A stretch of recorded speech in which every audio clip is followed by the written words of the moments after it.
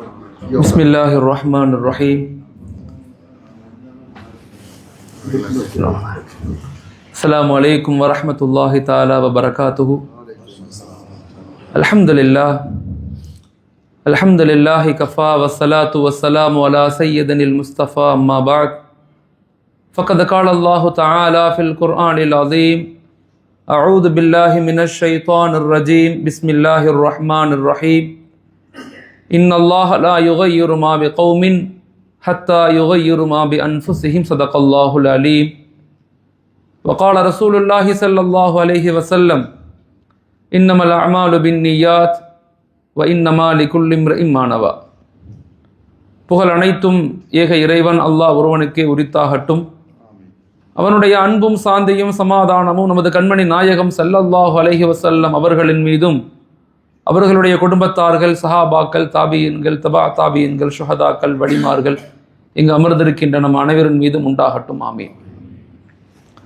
மாஷா அல்லாஹ். அல்லாஹு தாலா நம்முடைய எண்ணங்களை, நம்முடைய செயல்களை, நம்முடைய அமல்களை, நம்முடைய தான தர்மங்களை அல்லாஹ் ஏற்றுக்கொள்ளட்டும், கபூல் செய்யட்டும். எல்லா நிலையிலும் அல்லாஹ்விற்காக, அல்லாஹுடைய தூதர் ஹஸரத் ரசூலுல்லாஹி ஸல்லல்லாஹு அலைஹி வஸல்லம் அவர்களுக்காக வாழ்ந்து மறையக்கூடிய மக்களாக அல்லாஹ் என்னையும் உங்களையும் ஆக்கி அருளட்டும். இந்த உலகத்தில் வாழும்போது கண்மணி நாயகம் ஸல்லல்லாஹு அலைஹி வஸல்லம் அவர்களை கனவிலும் நினைவிலும் பார்க்கக்கூடிய பாக்கியத்தையும் அல்லாஹ் எனக்கும் உங்களுக்கும் தரட்டும். இந்த உலகத்தை விட்டு பிரியும் போது அஷ்ஹது அல்லாஹ் இலாஹ இல்லல்லாஹ் வ அஷ்ஹது அன்ன முஹம்மதன் அப்துஹு வ ரசூலுஹு என்ற திருக்கலிமாவோடு மௌத்தாகக்கூடிய பாக்கியத்தையும் அல்லாஹ் எனக்கும் உங்களுக்கும் நம்முடைய வருங்கால குழந்தைகளுக்கும் சந்ததிகளுக்கும் அல்லாஹ் ஆக்கி அருளட்டும். மாஷா அல்லாஹ். நம்மெல்லாம் ஒரு புனிதமான ரமலானுடைய மாதத்தை அடைவதற்காக காத்து கொண்டிருக்கின்றோம். அல்ஹம்துலில்லாஹ். இந்த ரமலானுடைய மாதத்தை அடையிறதுக்கு முன்பதாக நாம் நம்முடைய வாழ்க்கையை எப்படி அமைச்சிக்கணும், ஒரு தனி மனிதராக நம்மிடத்துல என்ன மாற்றங்கள் ஏற்படணும், நம்முடைய குடும்பங்களில் என்ன மாற்றங்கள் ஏற்படணும், நம்முடைய வியாபார நிலைகளில் என்ன மாதிரி மாற்றங்களை ஏற்படுத்தணும், எல்லா நிலையிலையுமே அல்லாஹுடைய பொருத்தத்தை, அல்லாஹுடைய திருப்தியை அடைந்த ஒரு சமூகமாக, ஒரு மனிதராக, ஒரு குடும்பமாக நாம் நம்மளை ஆக்கிக்கொள்ளணும் அப்படின்னு சொன்னால், இந்த ரமலானுடைய மாதத்துக்கு முன்பதாக 4 விஷயங்களின் மீது நம்ம கவனம் செலுத்தணும். அது தனி மனிதராக நானும் கவனம் செலுத்தணும், நம்முடைய மனைவி, மக்கள், குழந்தைகள், நம்முடைய உறவுகள், நம்முடைய நண்பர்கள், நம்முடைய பக்கத்து வீட்டுக்காரவங்க எல்லாத்தையும் அந்த கவனத்தின் மீது நம்ம செலுத்த வைக்கணும். இந்த 4 விஷயங்களை நம்ம சரி செஞ்சு கொண்டு சொன்னால் நம்முடைய இந்த ரமலானுடைய மாதங்களில் அந்த ரமலானுடைய இன்பத்தை நம்ம ருசிக்க முடியும். ஈமானுங்கிறது ஒரு பேர் இன்பம். அது அந்த இன்பத்தை யாராலும் விளக்கப்படுத்த முடியாது. வண்டவர்கள் கண்டதில்லை, கண்டவர்கள் வண்டதில்லை. உமர் புலவர் அவங்க தன்னுடைய சீரா புராணத்தில் சொல்லுவாங்க, அல்லாஹ் ஈமானுங்கிறத யாராலும் உணர முடியாது, யாராலும் பேசி விளங்க வைக்க முடியாது, அது உணர மட்டும்தான் முடியும், அவங்களால அதை உணர முடியும் அப்படின்னு சொல்லுவாங்க. அதன் அடிப்படையில் ரமலானுடைய அந்த பேர் இன்பத்தை, இந்த ரமலானுடைய மாதங்களில் நம்முடைய வாழ்க்கையில் அந்த ஈமானிய ருசியை நம்ம ருசிக்கணும் அப்படின்னு சொன்னால் நாம் நம்மளை தயார்படுத்தி கொள்ளணும். நம்மளை தயார்படுத்தாம நேரடியாக நம்ம இறங்கும் போது என்ன நடக்கும்னா அந்த இன்பம் நமக்கு புரியாது. நோன்பு வைப்போம், தொழுவோம், தராவியத்தில் கலந்துக்குவோம், குர்ஆன் ஓதுவோம், ஆனால் ருசியாக அந்த இன்பம், அந்த ஈமானிய இன்பம் நமக்கு கிடைக்குமா அப்படின்னா கிடைக்காது. அதனால ரமலானுடைய மாதத்துக்கு முன்னாடி ஹஸரத் ரசூலுல்லாஹி ஸல்லல்லாஹு அலைஹி சொன்னாங்க, இந்த ஷஅபானுடைய மாதம் இருக்குதே இது என்னுடைய மாதம், ரமலானுடைய மாதம் இருக்குதே அது அல்லாஹுடைய மாதம். இந்த 3 மாதங்கள் ரஜபு, ஷஅபான், ரமலான், இந்த 3 மாதங்கள்லையும் மிக முக்கியமான 3 இரவுகள் இருக்குது. ரஜபுடைய மாதத்துல மிஅராஜுடைய இரவு, ஷஅபானுடைய மாதத்துல பராத்துடைய இரவு, ரமலானுடைய மாதத்துல லைலத்துல் கத்ருடைய இரவு. இந்த அந்த இன்பத்தை நம்ம ருசிக்க, நாம மட்டும் ருசிக்க கூடாது, நம்முடைய குடும்பங்களுக்கும் அதை சொல்லி கொடுக்கணும். அப்ப நாம ரமலானுக்கு முன்னாடி நம்ம எப்படி நடந்துக்கணும், என்ன மாதிரி நம்முடைய வாழ்க்கை முறைகளை அமைச்சுக்கணும், ஒரு பேரின்பத்தை அடையணும் அப்படின்னா அதற்கு நம்ம பிராக்டிஸ் பண்ணணும், அதற்கு உண்டான சில முயற்சிகளை செய்யணும். அதற்கு தான் ரஜபுடைய மாதம், அதுக்கு தான் ஷஅபானுடைய மாதம். இமாம்கள் சொல்லி கொடுக்குறாங்க. அல்லாமா சுயீத் ரஹ்மத்துல்லாஹி அலைஹி சொல்றாங்க, ரமலானுடைய மாதத்துக்கு முன்பதாக ஈமானிய இன்பத்தை அடைய முயற்சி செய்யுங்க. எப்படி ஈமானிய இன்பத்தை அடைகிறது? வாழ்க்கையில 4 விஷயங்களை நம்ம தொடர்படியாக செய்யும் போது நமக்கு இந்த ஈமானிய இன்பம் புரிய ஆரம்பிக்கும். ஈமானிய இன்பத்தை நம்ம அடைய முடியும். ஒன்று, நம்முடைய இபாதாத்துகளை உணர்வு பூர்வமாக செய்ய முயற்சிகள். ரஜபுடைய மாதத்துல, ஷாபானுடைய மாதங்கள்ல, எல்லா மாதங்கள்லையும் செய்யணும். ரமதான அடையிறதுக்கு முன்பதாக நம்முடைய இபாதாத்துகள்ல உயிரை கொண்டு வரணும். நம்முடைய இபாதாத்துகள்ல உயிர் இருக்குதா? நம்ம தக்பீர் எப்படி கட்டுறோம், ருக்குவுக்கு எப்படி போறோம், சஜிதாவுக்கு எப்படி போறோம்? தக்பீர் கட்டின பிறகுதான் உலகத்தினுடைய எல்லா ப்ராப்ளமும் கண்ணு முன்னாடி தெரியும். அந்த இன்பத்தை அடையணும் அப்படின்னா இபாதாத்துகளுடைய ருசியை நம்ம அடையணும். இபாதாத்துங்கிறது நமக்கு கொடுக்கப்பட்ட பெரும் ஆற்றல். அது இபாதாத்து தான் இந்த சமுதாயத்துக்கு கொடுக்கப்பட்ட மிகப்பெரிய சக்தி. அந்த இபாதத்தை ஒழுங்கா செய்யும் போதுதான் ஈமானிய இன்பத்தை நம்ம புரிய முடியும். ஈமான் தான் நம்முடைய வெற்றி, ஈமான் தான் நம்முடைய பாதுகாப்பு, ஈமான் தான் நம்முடைய முன்னேற்றம், ஈமான் தான் நம்முடைய எழுச்சி. ஈமானிய உணர்வில்லாத பொருளாதாரம், ஈமானிய உணர்வில்லாத கல்வி, ஈமானிய உணர்வில்லாத அதிகாரம் அது ஆற்றலாக மாறாது. அது மாறாக அழிவைத்தான் உலகத்தில் கொடுக்கும். ரொம்ப ஆழமாக இதை நம்ம விளங்கிக்கிறோம். ஒரு மரம் இருக்குன்னா அந்த மரத்தினுடைய வேறு ஸ்ட்ராங்காக இருந்தால் தான் அதனுடைய தண்டு ஸ்ட்ராங்காக இருக்கும். ஒரு மரத்தினுடைய வேறு ஸ்ட்ராங்காக இருந்தால் தான் அதிலிருந்து வரக்கூடிய பிரான்ச்சஸ், அதனுடைய கிளைகள் ஸ்ட்ராங்காக இருக்கும். ஒரு மரத்தினுடைய வேறு ஸ்ட்ராங்காக இருந்தால் தான் அதிலிருந்து வரக்கூடிய கனிகளும் பழங்களும் இனிப்பானதாக இருக்கும். ஆனால் வேறு கண்ணுக்கு தெரியுமானா கண்ணுக்கு தெரியாது. ஈமானுங்கிற உணர்வு நம்மிடத்துல ஸ்ட்ராங்காக இல்லைன்னா தண்டு இருந்தும் பிரான்ச்சஸ் இருந்தும் எந்த பயனும் இல்லை. இன்னைக்கு கடந்த இஸ்லாமிய மார்க்கம் என்பது ஏதோ நேத்து உருவான மார்க்கம் அல்ல. இஸ்லாமிய சமூகம் என்பது கிட்டத்தட்ட 1318 ஆண்டுகள் இந்த உலகத்தை அறிவால், சிந்தனையால், ஆற்றலால், கண்டுபிடிப்புகளால், பொருளாதாரத்தால், அரசியல் மாற்றங்களால், கலாச்சாரங்களால், அடையாளங்களால், இப்படி எல்லா துறைகள்லையுமே நின்று இருந்து சாதித்து உருவாக்கிய ஒரு வலிமையான சமூகம் இஸ்லாமிய சமூகம். ஆனா நம்ம இன்னைக்கு ஒரு உலகத்துல பின்தங்கிய சமூகமாக இருக்கிறோம். எல்லா நிலையிலும் பலகீனப்பட்ட சமூகமாக. நம்ம தோத்து போகல, வீழ்ச்சி அடையல, ஆனா பலகீனம் அடைஞ்சிட்டோம். Mentally, physically, socially, economically, educationally, politically எல்லாத்துலையும் பின்தங்கி போயிட்டோம். காரணம் என்னன்னா நம்ம சமநிலையை இழக்கிறோம். இந்த சமூகம், இஸ்லாமிய சமூகம் என்பது ஒரு சமநிலை கட்டமைப்புள்ள சமூகம். இதுல இபாதத்தும் இருக்கும், ஈமானியாத்தும் இருக்கும், முஅமலாத்தும் இருக்கும், வாஷராத்தும் இருக்கும், குடும்பவியல் இருக்கும், அகலாக் இருக்கும், பிசினஸ் இருக்கும், எல்லாமே சேர்ந்ததுதான் இஸ்லாமிய மார்க்கம். ஆனா நம்ம ஒன்னை எடுத்துக்கிட்டு ஒன்னை விட்டுறோம். ஆன்மீகத்துக்குள்ள போனவங்க சமூகத்தை பத்தி யோசிக்கிறது இல்லை. சமூகத்துக்குள்ள போனவங்க பொருளாதாரத்துல ஸ்டெபிலிட்டி ஆகல. பொருளாதாரம் வேணும்னு போனவங்க தன் பிள்ளைங்களை திட்டமிட்டு படிக்க வைக்கல. ஆனா இன்னைக்கு உள்ள ட்ரெண்ட் என்ன? பிள்ளைங்களை டாக்டர் ஆக்கணும், இன்ஜினியர் ஆக்கணும், கலெக்டர் ஆக்கணும்னு ஆசைப்படுறோம். ஆனா பிள்ளைங்களுக்கு 2 ரக்காத் தொழுகை தெரியுமான தொழுகை தெரியல. குர்ஆனுடைய குழந்தைகளாக அவங்க மாறுறாங்களா? இல்லை. If you give Quran, Quran will give all. நீங்கள் குர்ஆனை கற்றுக் கொடுங்கள், குர்ஆன் அனைத்தையும் கற்றுக் கொடுக்கும். முக்கியமான ஒரு காலகட்டத்தில் நம்ம எல்லாரும் இருக்கிறோம். குறிப்பாக பெண் சமூகத்துக்கு நான் சொல்றேன். ஒரு பெண்ணுடைய மடிதான் ஒரு குழந்தையினுடைய முதல் பள்ளிக்கூடம். இந்த ரமதானுடைய மாதங்கள்ல நம்முடைய ஈமான வலிமைப்படுத்தணும். இந்த மாதங்கள் கொடுக்கப்பட்டதின் நோக்கமே அல்லாஹ்வை அடைவதுதான், அல்லாஹ்வோடு நம்மளை நெருக்கிக் கொள்வதுதான். எப்பொழுது நாம் இறைவனோடு இணைந்து கொள்றோமோ உலகம் நம்ம கூட கீழே வந்துடும். நம்முடைய ப்ராப்ளமே என்னன்னா கனெக்ஷன் வித் அல்லாஹ். அல்லாஹ்வுடைய தொடர்பு நம்மள்ட்ட தூரம் ஆயிருச்சு. வாய்கள், நாவுகள் வேக வேகமா அசையுது, திக்ர் செய்யறோம். ஆனா உள்ளமெல்லாம் உலகத்தை மட்டுமே தேடிக்கிட்டு இருக்கு. நாவுகள் வேக வேகமா சுழலுது, அல்ஹம்துலில்லாஹ் சொல்றோம், அல்லாஹ் அக்பர் சொல்றோம். ஆனா உள்ளம் அல்லாஹ்வோட இணையதா இல்லை. இந்த ரமலானுடைய மாதங்கள்ல தயவு செய்து நம்முடைய ஈமானை வலிமைப்படுத்தணும். அதுக்கு தான் இந்த மாதங்கள் கொடுக்கப்படுது. மற்ற மாதங்களுக்கும் இந்த மாதங்களுக்கும் உள்ள வித்தியாசம் என்னன்னா, மற்ற மாதங்கள் நம்ம அல்லாஹ்ட்ட கேட்கணும். இந்த மாதத்துல அல்லாஹ் நம்மள்ட்ட கேட்கிறான், உனக்கு என்ன வேணும்? ஃபதுஊனி அஸ்தஜிப் லக்கும். அல்லாஹ்வுடைய 4 வாக்குறுதிகள் குர்ஆன் சொல்லுது. the promises of Allah, அல்லாஹ்வுடைய வாக்குறுதி. அதுல ஒன்னு ஃபதுஊனி அஸ்தஜிப் லக்கும், என்னிடத்தில் கேளுங்கள் நான் உங்களுக்கு பதில் கொடுக்கிறேன். ஃபதுக்குருனி அதுக்குருக்கும், நீங்கள் என்னை நினையுங்கள் நான் உங்களை நினைக்கின்றேன். அல்லாஹ்வுடைய வாக்குறுதி இது. இன் தன்சுருல்லாஹ யன்சுருக்கும், நீங்கள் எனக்கு உதவி செய்யுங்கள், என் சமுதாயத்துக்கு, என் மக்களுக்கு, என்னுடைய படைப்புகளுக்கு உதவி செய்யுங்கள், நான் உங்களுக்கு உதவி செய்கிறேன். லஇன் ஷக்கர்தும் லஅஸீதன்னக்கும், எனக்கு நன்றி செலுத்துங்கள், உங்களுக்கு நான் அதிகப்படுத்துறேன். அல்லாஹ்வுடைய வாக்குறுதி இதெல்லாம். இந்த மாதங்கள்ல அதை புரியாம, இந்த மாதங்கள்ல அல்லாஹோடு நம்மளை இணைச்சு கொள்ளாம எந்த மாதங்கள்ல இணைய முடியும்? தயவு செய்து இந்த மாதத்துல நம்ம செய்ய வேண்டிய முதல் பகுதி நம்முடைய ஈமானை வலிமைப்படுத்துங்க.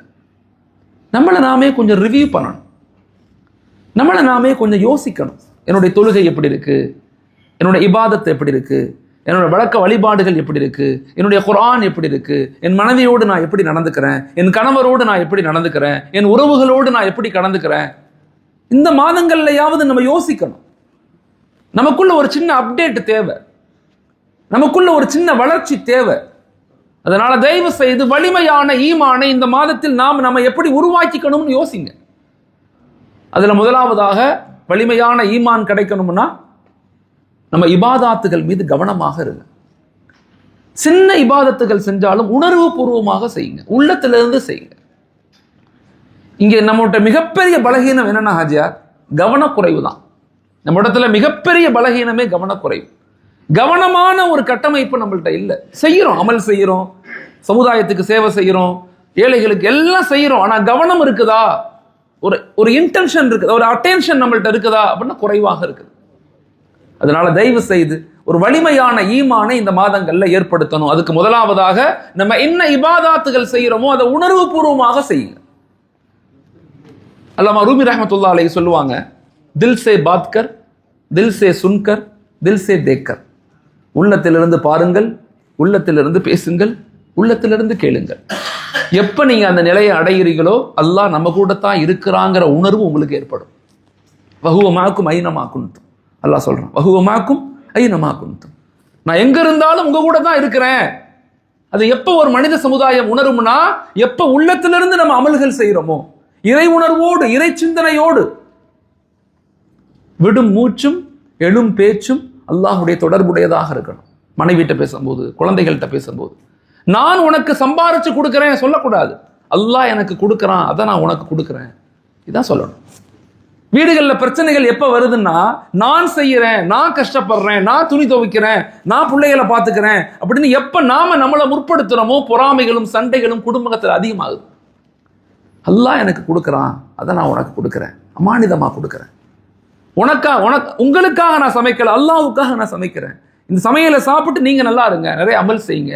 எப்ப ஒரு மனைவி வீடுகள்ல அந்த சிந்தனையோடு சமைக்க ஆரம்பிக்கிறாங்களோ, எந்த கணவன் அந்த சிந்தனையோடு சம்பாதிக்க ஆரம்பிக்கிறாரோ, அந்த குடும்பம் மிகச்சிறப்பாக செழிப்பாக இருக்கும். நம்ம எல்லாரும் நம்மளை முற்படுத்த ஆரம்பிக்கிறோம், நான் சொல்லி. அதனால இந்த ரமதானுடைய மாதங்கள்ல நம்முடைய ஈமான டெவலப் பண்ணுங்க, வளர்த்தெடுங்க. அதுல முதலாவதாக அமல்களின் மீது கவனமாக இருங்க. இரண்டாவது, டெய்லி குர்ஆன் ஷரீஃப் ஓதுங்க. இப்பையிலிருந்து ஒரு அரைப்பக்கம், ஒரு பக்கமாவது ஓதுங்க. What is Quran? The Quran is a conversation between அப்த் அண்ட் அல்லாஹ். குர்ஆன் என்பது அல்லாஹ்வுக்கும் அடியானுக்கும் மத்தியில் உண்டான சம்பாஷணை. நம்மளும் அல்லாஹ் பேசுறது தான் குர்ஆன். என்னைக்காவது நம்ம அன்னைக்கு அதை உணர்ந்திருக்கிறோமா? அல்ஹம்துலில்லாஹி ரப்பில் ஆலமீன், அல்லாஹ் நம்மள்ட்ட பேசுறான். அர் ரஹ்மானிர் ரஹீம், மாலிகி யௌமித்தீன். இப்ப நாம அல்லாஹ்ட்ட பேசுறோம். இய்யாக நஅபுது வ இய்யாக நஸ்தஈன் இஹ்தினஸ் ஸிராத்தல் முஸ்தகீம். என்னைக்காவது அந்த உணர்வு குர்ஆன் ஓதும்போது ஏற்பட்டிருக்கா நமக்கு? குர்ஆனுக்குன்னு சில கடமைகள் இருக்கு நமக்கு. பிலீவ் இட், அதை நம்பணும். ரீட் இட், அதை படிக்கணும். அண்டர்ஸ்டாண்ட் இட், அதை விளங்கணும். பாண்டர் இட், அதை ஆய்வு செய்யணும். பிராக்டிஸ் இட், அதை வாழ்க்கையில் அமல் செய்யணும். ஸ்ப்ரெட் இட், அதை மக்கள்கிட்ட கொண்டு போய் சேர்க்கணும். This is the duties of Quran. இது நம்முடைய குர்ஆன் மீது நம் மீது உண்டான கடமை. இது எப்ப ஒரு சமுதாயம், எப்ப ஒரு தனி மனிதன், எப்ப ஒரு குடும்பம் குர்ஆனுடைய தொடர்புகளை ஏற்படுத்துதோ அந்த குடும்பம் மிக அற்புதமாக இருக்கும். எப்ப நம்ம குர்ஆனோட இணையிறமோ இந்த உலகமே நமக்கு கீழே வந்துடும். இன்னைக்கு கிட்டத்தட்ட 800 கோடி மக்கள் உலகத்துல வசிக்கிறாங்க. 190 கோடி முஸ்லிம்கள் இருக்கிறாங்க. ஈக்குவலன் 26% உலகத்துல. 26% முஸ்லிம்கள் இருக்காங்க. ஆனா குர்ஆனை முறைப்படி தஜ்வீதோடு முறைப்படி ஓதத் தெரிந்த மக்கள் வெறுமன 3-5% கூட மக்கள் இல்லைன்னு சொல்றாங்க. ஆய்வு சொல்லுது, வெறுமன 5% கூட இல்லை. இந்த ரமதானுடைய மாதங்கள் நம்ம முடிவெடுக்கணும். யார் இங்க குர்ஆன் ஓத தெரியலையோ, நான் இந்த மாதத்தில் குர்ஆனை கற்றுக்கொண்டு ஓதுவேன் இன்ஷா அல்லாஹ். முடிவெடுங்க. வாழ்க்கையில அப்பப்ப ஒரு சேஞ்சஸ் நோக்கி, ஒரு மாற்றத்தை நோக்கி, ஒரு நெருக்கத்தை நோக்கி, ஈமானோடு, அல்லாஹ்வோடு, குர்ஆனோடு, நபியினுடைய முஹப்பத்தோடு ஒரு நெருக்கத்தை ஏற்படுத்துங்க. அது நம்முடைய வாழ்க்கையில மாற்றத்தை ஏற்படுத்தும். நம்முடைய குடும்பங்கள்ல ஒரு மாற்றத்தை ஏற்படுத்தும். நம்முடைய குழந்தைகளுடைய வாழ்க்கையில ஒரு மாற்றத்தை ஏற்படுத்தும். நான் பெற்றோர்களுக்கு சொல்லிக் கொள்றேன், வாழ்க்கையில் உங்க குழந்தைகள் சிறந்து விளங்கணும் அப்படின்னா 2 விஷயங்களை நீங்க கடைபிடிங்க. ஒன்று, நேர்மையான வாழ்க்கையை வாழுங்க. தயவு செய்து நம்மளால் யாரும் பாதிக்கப்படாம பார்த்துக்கு. ஒலா தசிறு வாசரத்தம் விசிற உஹரா. என்னுடைய பாவத்தை எங்க அத்தா சுமக்க மாட்டார், என்னுடைய பாவத்தை என் மகன் சுமக்க மாட்டான்.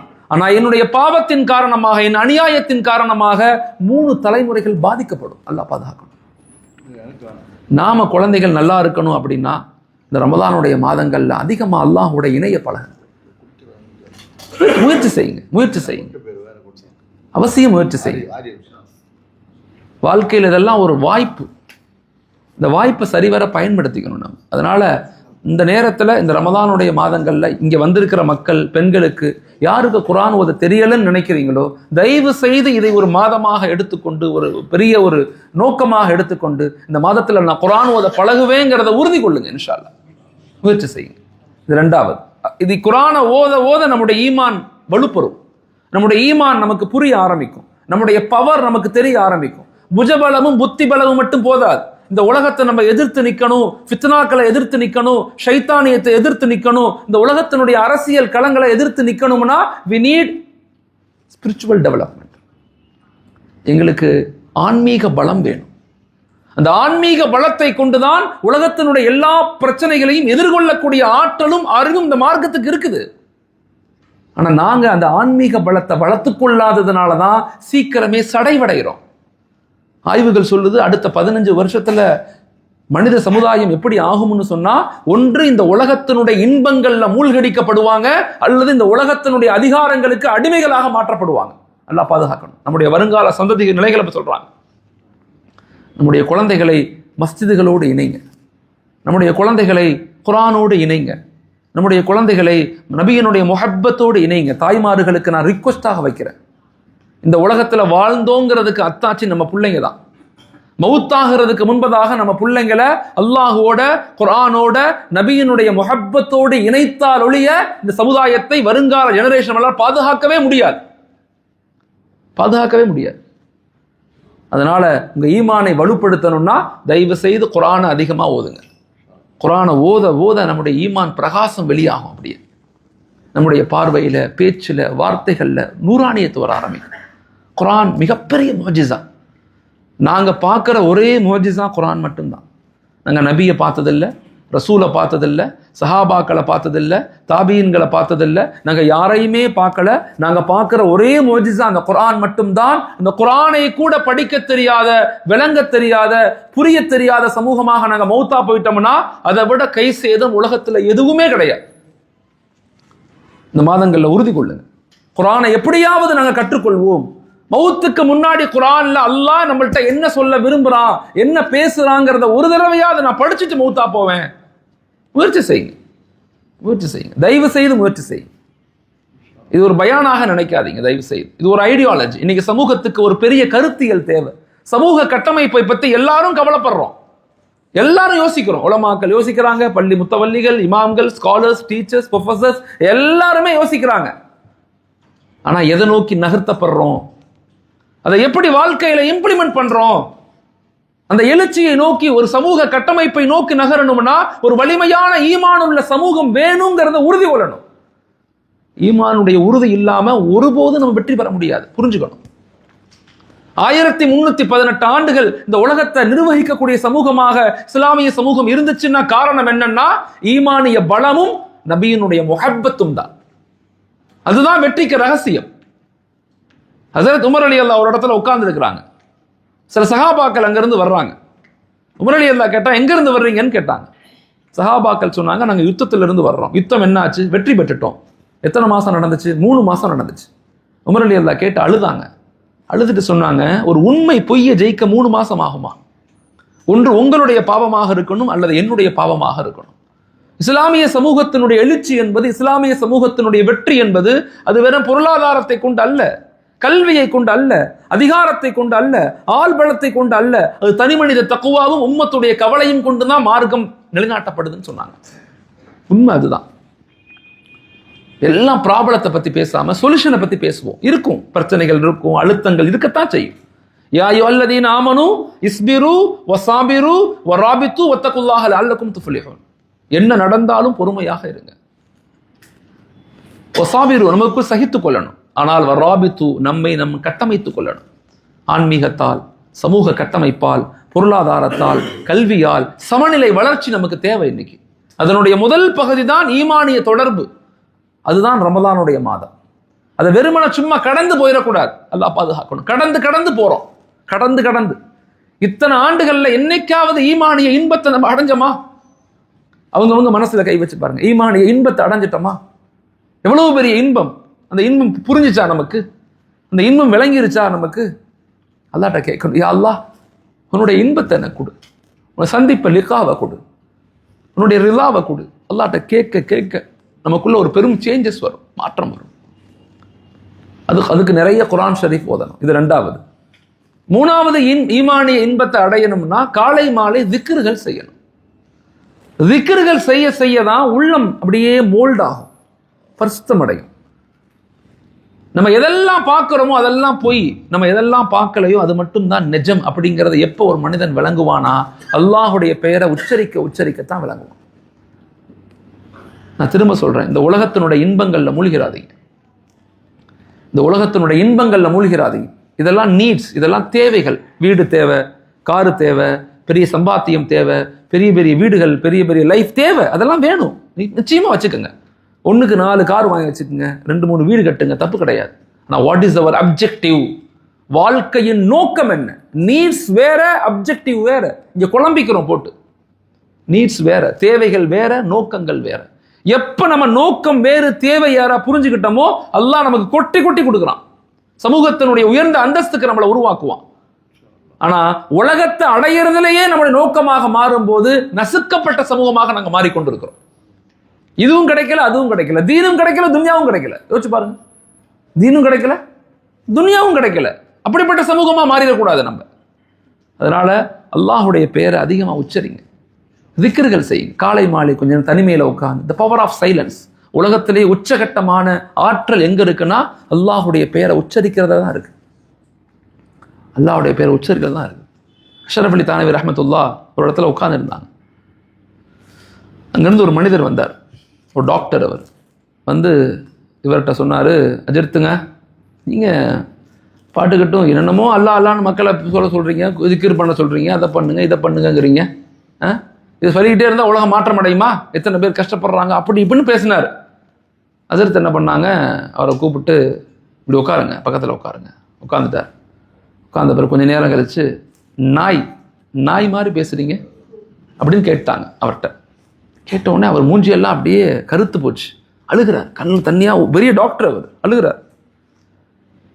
மொரோனா கேட்டாங்க, ஏன்பா அழுகிறிய? இல்லை நீங்கள் திட்டிட்டீங்க என்னைய, எனக்கு மனசு ரொம்ப பாரமாயிருச்சு, எல்லாத்துக்கும் முன்னாடி நாயின்னு திட்டிட்டீங்க. மொரோனா சொன்னாங்க, இந்த நாய்ங்கிற ஒரு வார்த்தை ஒன்றை இவ்வளவு பெரிய சேஞ்ச் ஆகுதுன்னா அல்லாங்கிற வார்த்தை உலகத்தில் எவ்வளவு பெரிய மாற்றத்தை மாற்றணும். அல்லாஹுடைய வார்த்தையை பேசுங்க, திக்ர்கள் செய்யுங்க. அது உணர்வு ரீதியானது. இங்க குழம்பிக்கிறோம் நம்ம. அல்லான்னு சொன்னா அது தேவையில்லை நினைச்சுக்கிறோம். உலகம் தேவையில்லை, உலகம் தேவைன்னா அல்லாஹ் தேவையில்லை. இல்லை, ரப்பனா ஆத்தினா ஃபித் துன்யா ஹஸனத்தம் வஃபில் ஆখিরাতি ஹஸனத்தம் வகினா அதாபன்னார். உலகத்துக்கு வராம அல்லாஹ்வை அடைய முடியாது. உலகத்துக்கு வராம சொர்க்கத்துக்கு போக முடியாது. உலகத்துக்கு வராம அல்லாஹ்வை சந்திக்கவே முடியாது. இதை புரிஞ்சுக்கணும். இதை நாங்க புரிஞ்சுக்கும் போதுதான் நெக்ஸ்ட் ஜெனரேஷனை வலிமையா உருவாக்க முடியும். ஆனா எப்படி உருவாக்கணும்? நீ படிப்பது, நீ சம்பாதிப்பது, நீ உருவாக்கப்படுறது, நீ கற்றுக்கொள்வது உனக்கானது மட்டும் இல்ல, சமூகத்துக்கானது. உபுத்தகை ஃபீமா ஆத்தாக் அல்லாஹ். அல்லாஹ் குர்ஆன்ல சொல்றான், உபுத்தகை ஃபீமா ஆத்தாக் அல்லாஹ். உனக்கு கொடுக்கப்பட்டது உனக்கானது மட்டும் இல்ல, சமூகத்துக்கானது. நீ சம்பாதிச்ச ஒண்ணு அல்ல, நான் உனக்கு கொடுத்தது. உன் கல்வி, உன் அதிகாரம், உன் பொருளாதாரம், உன் சொத்து சுகம் எல்லாம் நீ தேடிய ஒன்றல்ல, நான் உனக்கு கொடுத்தது. எதுக்கு கொடுத்திருக்கிறேன்? நீ எல்லாத்துக்கும் பகிர்ந்து கொடுக்கணும், உன்னை கொண்டு ஒரு சமூக மாற்றம் ஏற்படணும் கொடுத்திருக்கிறேன். அதனால அல்லாஹ்வுடைய பெயரை உச்சரிங்க, அதிகமா திக்ர் செய்யுங்க, தஹஜ்ஜுத்ல செய்யுங்க, மெதுவா செய்யுங்க, சத்தமா செய்யுங்க, மனசுக்குள்ள செய்யுங்க, தனிமையில செய்யுங்க. அப்படியே அல்லாஹ்வோட பேசுங்க, முனாஜாத் பண்ணுங்க, முனாஜாத் பண்ணுங்க. இன்னைக்கு தான் நான் படித்தேன் ஒரு புத்தகம், த சூப்பர் கம்யூனிகேஷன் ஆஃப் சப்கான்சியஸை பற்றி ஒரு ஆய்வு புத்தகம் நான் படிச்சுக்கிட்டு இருந்தேன். அதில் அவங்க சொல்கிறாங்க, யார் தனிமையில் பேச ஆரம்பிக்கிறோம் அவன் தான் உலகத்தில் மிக சிறந்த தலைவராக மாறுறான்னு சொல்கிறான். சப்கான்சியஸ்ல. அதனால தான் சொல்லுவாங்க திக்ருகள் செய்யுங்க. அல்லாஹ்விட்ட பேசுறது நம்ம எப்போ திக்ருகள் செய்ய ஆரம்பிக்கிறீங்களோ நீங்க மிகப்பெரிய தலைமைக்கு வருவீங்க. ஆனா உணர்வு ரீதியா செய்யணும். அல்லாஹ்வுடைய பெயர் அப்படியே மெதுவா சொல்லணும், தனிமையில உட்காந்து. பவர் ஆஃப் சைலன்ஸ் அது. அப்ப ஈமானிய இன்பத்தை நம்ம அடைய முடியும். 4வது, அதிகமா துவா செய்யுங்க இந்த மாதங்கள்ல. யா அல்லாஹ் இந்த மாதத்தை எனக்கு கொடுத்துரு, உனக்காக இந்த மாதம் முழுக்க நான் நோன்பு வைக்கணும், உனக்காக நின்று வணங்கணும், உன்னுடைய பேர்ல தான தர்மங்கள் செய்யணும், என் குழந்தைகளுக்காக என் சமூகத்துக்காக நான் துவா செய்யணும், என் துவாக்களை ஏற்றுக்கொள்ளணும். அல்லாஹ்ட்ட அதிகமா துவா செய்யுங்க இந்த மாதங்கள்ல. மாதத்துக்கு முன்னாடி நம்மளை தயார் பண்ணிக்கணும். இந்த 4 நிலைகளை கொண்டுதான் ஈமானிய இன்பத்தை அடைய முடியும். ஒன்று, இபாதாத்துகள் மீது கவனமாக இருங்க. உணர்வு ரீதியாக இபாதத் செய்யுங்க. தக்பீர் கட்டி எங்கேயாவது போயிடாதீங்க. அந்த இபாதத்தை சரி செய்யணும், உணர்வு வரணும்னா நீங்க கேட்கிற அளவுக்கு சப்தமிட்டு ஓதுங்க. தனிமையில் தொழுகும் போது நீங்க கேட்கிற அளவுக்கு, வெளியே கேட்க கூடாது, நீங்க கேட்டுக்கணும். இதெல்லாம் பயிற்சி கொடுக்குறாங்க இமாம்கள், ஷேக்மார்கள் பயிற்சி கொடுக்குறாங்க. எப்படி நம்ம இபாதாத்துகளை சரி செய்யணும், எப்படி சரி செய்யணும். 2வது, டெய்லி குர்ஆன் ஷரீஃப் ஓதுங்க. ஒரு நாளைக்கு குறைஞ்சது ஒரு பக்கமாவது அர்த்தத்தோடு படிங்க. அல்லாஹ் நம்மள்ட்ட என்ன பேசுறான், என்ன கேட்கிறான், என்ன சொல்றான், அர்த்தத்தோட படிங்க. நீங்க படிச்சு பாருங்களேன், கண்கள் தண்ணியா கொட்டும். குர்ஆனை படிக்க படிக்க ஆற்றல் மிக்க சமூகமாக நாங்க மாறுவோம். நாங்க பின்தங்கி போனதனுடைய மிகப்பெரிய காரணம் குர்ஆனை விட்டு ரொம்ப தூரம் போயிட்டோம். ரொம்ப தூரம் போயிட்டோம். அரபு நாடுகள்ல இன்னைக்கு நான் சமீபத்தில் போயிட்டு வந்தேன், அரபு மொழி பேசுறாங்க, குர்ஆனை பார்த்து படிக்க தெரியல. அரபு மொழி குழந்தைகள் சிரியாவில் இன்னைக்கு. அல்லாஹ் எவ்வளவு பெரிய கை சேதம் இது. அல்லாங்கிற வார்த்தையை படிக்க தெரியல அரபு குழந்தைகளுக்கு. அல்லாங்கிற வார்த்தை எழுதி காட்டுறாங்க. எவ்வளவு பெரிய கை சேதத்துக்கு நம்ம ஆளாயிட்டோம். நாம நம்முடைய குழந்தைகளுக்கு எப்படியாவது குர்ஆனை கற்றுக் கொடுங்க. நாங்க மௌத்துக்கு முன்னாடி குர்ஆனை பார்த்து ஓதணும்னு உறுதி கொள்ளுங்க. வெக்கப்படாதீங்க, வருத்தப்படாதீங்க. அல்லாஹ்ட்ட கேளுங்க, அல்லாஹ்ட்ட கேளுங்க. அல்லாஹ் அக்பர். நான் ஒரு நபரை தஞ்சாவூர் பக்கத்துல, ஒரு வயதான நபர், ஒரு 60 வயது இருக்கும் அவருக்கு. நான் ஒரு நிகழ்வுக்கு அங்கே போகும்போது என்கிட்ட வந்து சொன்னார், மௌலானா நான் குர்ஆன் ஹாஃபிஸ் ஆகணும்னு ஆசைப்பட்றேன், எனக்கு துவா செய்யுங்க மௌலானா, நான் ஹாஃபிஸ் ஆக ஆசைப்பட்றேன்னு சொன்னார். நான் அங்கே ஒரு சின்ன மதரசாவில் அவரை அறிமுகப்படுத்தினேன். அவர் டெய்லி 4 கிலோமீட்டர் சைக்கிள்லேயே வந்து ஓதிட்டு போனார். ஓதிட்டு ஒரு உஸ்தாது கற்றுக் கொடுத்தார். மாஷா அல்லாஹ் 6 ஜூஸ் மனப்பாடம் பண்ணார். மௌத்தா போயிட்டார் அவர் 6 ஜூஸில். நான் அது சமீபத்தில் சந்தித்தேன் அந்த அதிர்த்தை. மௌலானா நீங்கள் ஒரு ஆளை அறிமுகப்படுத்தினீங்களே, நான் அவரை கனவுல பார்த்தேன் மௌலானா. மௌத்தா போயிட்டாரு, கனவுல பார்த்தேன், சொர்க்கத்தில் கனவுல பார்த்தேன் மௌலானா. குர்ஆனை மரணம் செய்த ஹாஃபிஸாக்களுடைய கூட்டத்தை தான் இருக்கிறத நான் பார்த்தேன் மௌலானா. எனக்கு ஆச்சரியமா இருக்கு. கேட்கும் போது எனக்கெல்லாம் அல்லாஹ்வுக்கு அவ்வளோ ஷுக்ர் செய்ய தோணுச்சு. நீங்கள் ஆரம்பிங்க, அல்லாஹ் பொறுப்படுத்துக்குவோம். குர்ஆனை ஆரம்பிங்க, குர்ஆனை விட்டுறாதீங்க. 4வது, நல்ல திக்ருகள் செய்யுங்க. நல்ல திக்ருகள் செய்யுங்க அவசியம். 4வது துவாக்கள் செய்யுங்க. துவாக்கள் மொத்தம் 5 வகைப்படும். துவாக்கள் மொத்தம் 5 வகைப்படும். ஒரு வகை துவா இருக்கு, நம்ம கேட்ட உடனே அல்லாஹ் கொடுத்துருவான். இது ஒரு வகையான துவா. இது ஒரு வகையான, நம்ம கேட்போம் நாளைக்கு கிடைச்சிடும். இன்னொரு வகை துவா இருக்கு, நம்ம ஒரு தடவை கேட்போம் கிடைக்காது, 10 தடவை 20 தடவை 50 தடவை கேட்டால் தான் கிடைக்கும். இது 2வது வகை துவா. 3வது துவா இருக்குது, நம்ம ஒன்று கேட்போம் அல்லாஹ் வேற ஒன்று கொடுப்பான். நம்ம ஒன்று கேட்போம் அல்லாஹ் வேற ஒன்று கொடுப்பான். ஹஸரத் ஸல்லல்லாஹு அலைஹி வஸல்லம் அவங்க உம்ராவுக்கு போறாங்க சஹாபாக்களை கூட்டிக்கிட்டு. அங்கே போனால் மக்கா வாசிகள் தடுத்துட்டாங்க, வரக்கூடாது, அடுத்த வருஷம் வாங்க. எல்லாரும் குதிச்சு எழுதினாங்க, சும்மா விடக்கூடாதுன்னு சொல்லி. அதுலேயும் குறிப்பாக உமர் அலி சொன்னாங்க, அல்லன்த நபியும், நீங்கள் நபியா, நீங்கள் ஊன்னு சொல்லுங்க, என்ன இவ்வளவுக்கு அமைதியாக இருக்கீங்கன்னு கேட்டாங்க, கோவப்பட்டு கேட்டாங்க. எல்லாரும் திரும்பி போகும்போது அல்லாஹ் ஆயத்தை இறக்கிட்டான், இன்னா ஃபதஹ்னா லக ஃபதஹம் முபீனா, நபியே நீங்கள் மிகப்பெரிய வெற்றி அடைஞ்சிட்டீங்கன்னு. சஹாபாக்களுக்கு புரியலை. நான் அடுத்த தடவை யார் ரசூலல்லாஹ் நீங்கள் உம்ராவை கேட்டீங்க, நான் மக்காவையே கொடுத்துட்டேன்னு மக்காவை கொடுத்துட்டான். வாழ்க்கையில் அப்படித்தான். சில நேரம் நம்ம ஒன்று கேட்போம் அல்லாஹ் வேற ஒன்று கொடுப்பான், அது ஆகச்சிறந்ததாக இருக்கும். 4வதா துவா இருக்குது, நம்ம கேட்டுக்கிட்டே இருக்கும், தரவே மாட்டான், ஒன்றுமே கிடைக்காது, மௌத்து வரையும் கிடைக்காது. இதுவும் பதில் தான், அமைதியாக இருக்கிறதும் பதில் தான். 5வது ஒன்று இருக்கு, மஹ்ஷருடைய தினத்தில் மக்களெல்லாம் நம்ம ஒன்று கூடி இருக்கும்போது சில மக்களுக்கு அல்லாஹ் நன்மைகளை வாரி வாரி கொடுப்பான், வாரி வாரி கொடுப்பான். அந்த நேரத்தில் நம்ம எல்லாம் கேட்போம், யா அல்லாஹ் இது இந்த நன்மைகள் நாங்கள் செய்யவே இல்லையே, எப்படி எங்களுக்கு கிடைச்சிச்சு? அப்போ அல்லாஹ் மலக்குமார்கள் சொல்லுவாங்க, எதுவெல்லாம் நீங்க உலகத்தில் கேட்டு கொடுக்கப்படவில்லையோ அதற்கு பகரமாக இந்த நன்மைகள் கொடுக்கப்படுது. நம்ம எல்லாம் சொல்லுவோமா, யா அல்லாஹ் என்னுடைய துவாவை, எல்லா துவாவையும் நீ மறுத்திருக்கலாமே, அதுக்கு பகரமாக நன்மைகளை நான் கொட்டி கொட்டி வாங்கியிருப்பேனே. அதனால துவாக்கள் நிறைய செய்யுங்க, அல்லாஹ் நித்தியம் பதில் கொடுப்பான், அல்லாஹ் ஒருபோதும் மறுத்திட மாட்டான். லா தக்னத்து மின் ரஹ்மத்தில்லா. எந்த நிலையிலும் வாழ்க்கையின் மீது நிராசை அடைஞ்சிடாதீங்க. முடியலை, கஷ்டமாயிருச்சு, அவ்வளோதான் நினைக்கவே நினைக்காது. போராடுங்க, அல்லாஹ்ட்ட கேளுங்க, முறையிடுங்க, அவன்கிட்ட நெருக்கமாக முயற்சி செய்யுங்க.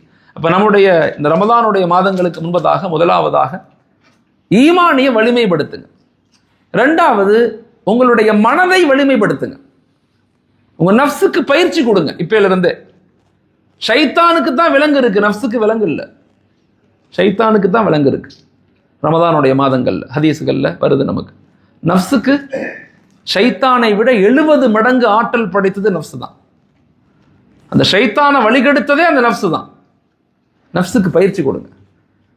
இமாம்கள் சொல்லி கொடுக்குறாங்க, நஃப்ஸுக்கு பயிற்சி எப்படி கொடுக்கறது? ஒரே பயிற்சி, இபாதத் என்ற சுமையை தூக்கி அது மேல வைங்க. அது கெஞ்ச கெஞ்ச அமல் செய்யும். அது கெஞ்சும் நம்மள்கிட்ட. தஹஜ்ஜுதுக்கு எந்திரிக்காத, தான தர்மம் செய்யாத, உறவுகளோடு சேர்ந்து வாழாத, அவனுக்கு அன்னைக்கு அப்படி சொன்னா இப்படி சொன்னா எல்லாம் சொல்லிக்கிட்டே இருக்கும். எதெல்லாம் அது சொல்லுதோ அதுக்கெல்லாம் மாறு செஞ்சுக்கிட்டே வாங்க, தானாக அது நமக்கு அடிமையா போயிடும். இப்ராஹிம் அதுஹம் ரஹ்மத்துல்லாஹி அலைஹி சொல்றாங்க, நஃப்ஸ் என்ற கடிவாளத்தை நீ கட்டி போடவில்லை என்றால் அது உன்னை நரகத்தினுடைய வாசல்ல கொண்டு போய் நிப்பாட்டிடும். நஃப்ஸ் என்ற கடிவாளத்தை நீ இறுக்கி பிடிக்கவில்லை என்றால் அது நிச்சயமாக உன்னை நரகத்தினுடைய வாசல் போய் நிப்பாட்டிடும். ஒண்ணுமே செய்ய முடியாது. அதனால ரெண்டாவதாக நஃப்ஸை கட்டுப்படுத்துங்க. நஃப்ஸை பயிற்சி கொடுங்க. நஃப்ஸுக்கு பயிற்சி கொடுங்க. நஃப்ஸுக்கு எப்படி பயிற்சி கொடுக்கிறது? அமல்கள் மூலமாக, இபாதாத்துகள் மூலமாக, நம்மளை பக்குவப்படுத்துவதன் மூலமாக. இதை கொண்டுதான் பயிற்சி கொடுக்க முடியும். 4 விஷயங்களை குடும்பங்கள்ல இம்ப்ளிமெண்டேஷன் பண்ணுங்க. ஒன்று, பாவங்கள் தவிர்ந்து கொள்ளுங்க. பாவங்கள் செய்யாம இருக்கும் காலமெல்லாம் பாவங்களை நம்ம அப்படியே தவிர்ந்து கொள்ள முயற்சிக்கும் போது நஃப்ஸ் தானாக அடங்கும். இந்த மாதத்துல போய் இந்த மாதத்திலையும் அல்லாஹ் பாதுகாக்கணும், பாவங்கள் செய்யறோம். இந்த மாதத்திலையும் கடைக்கடையா சுத்துறோம்.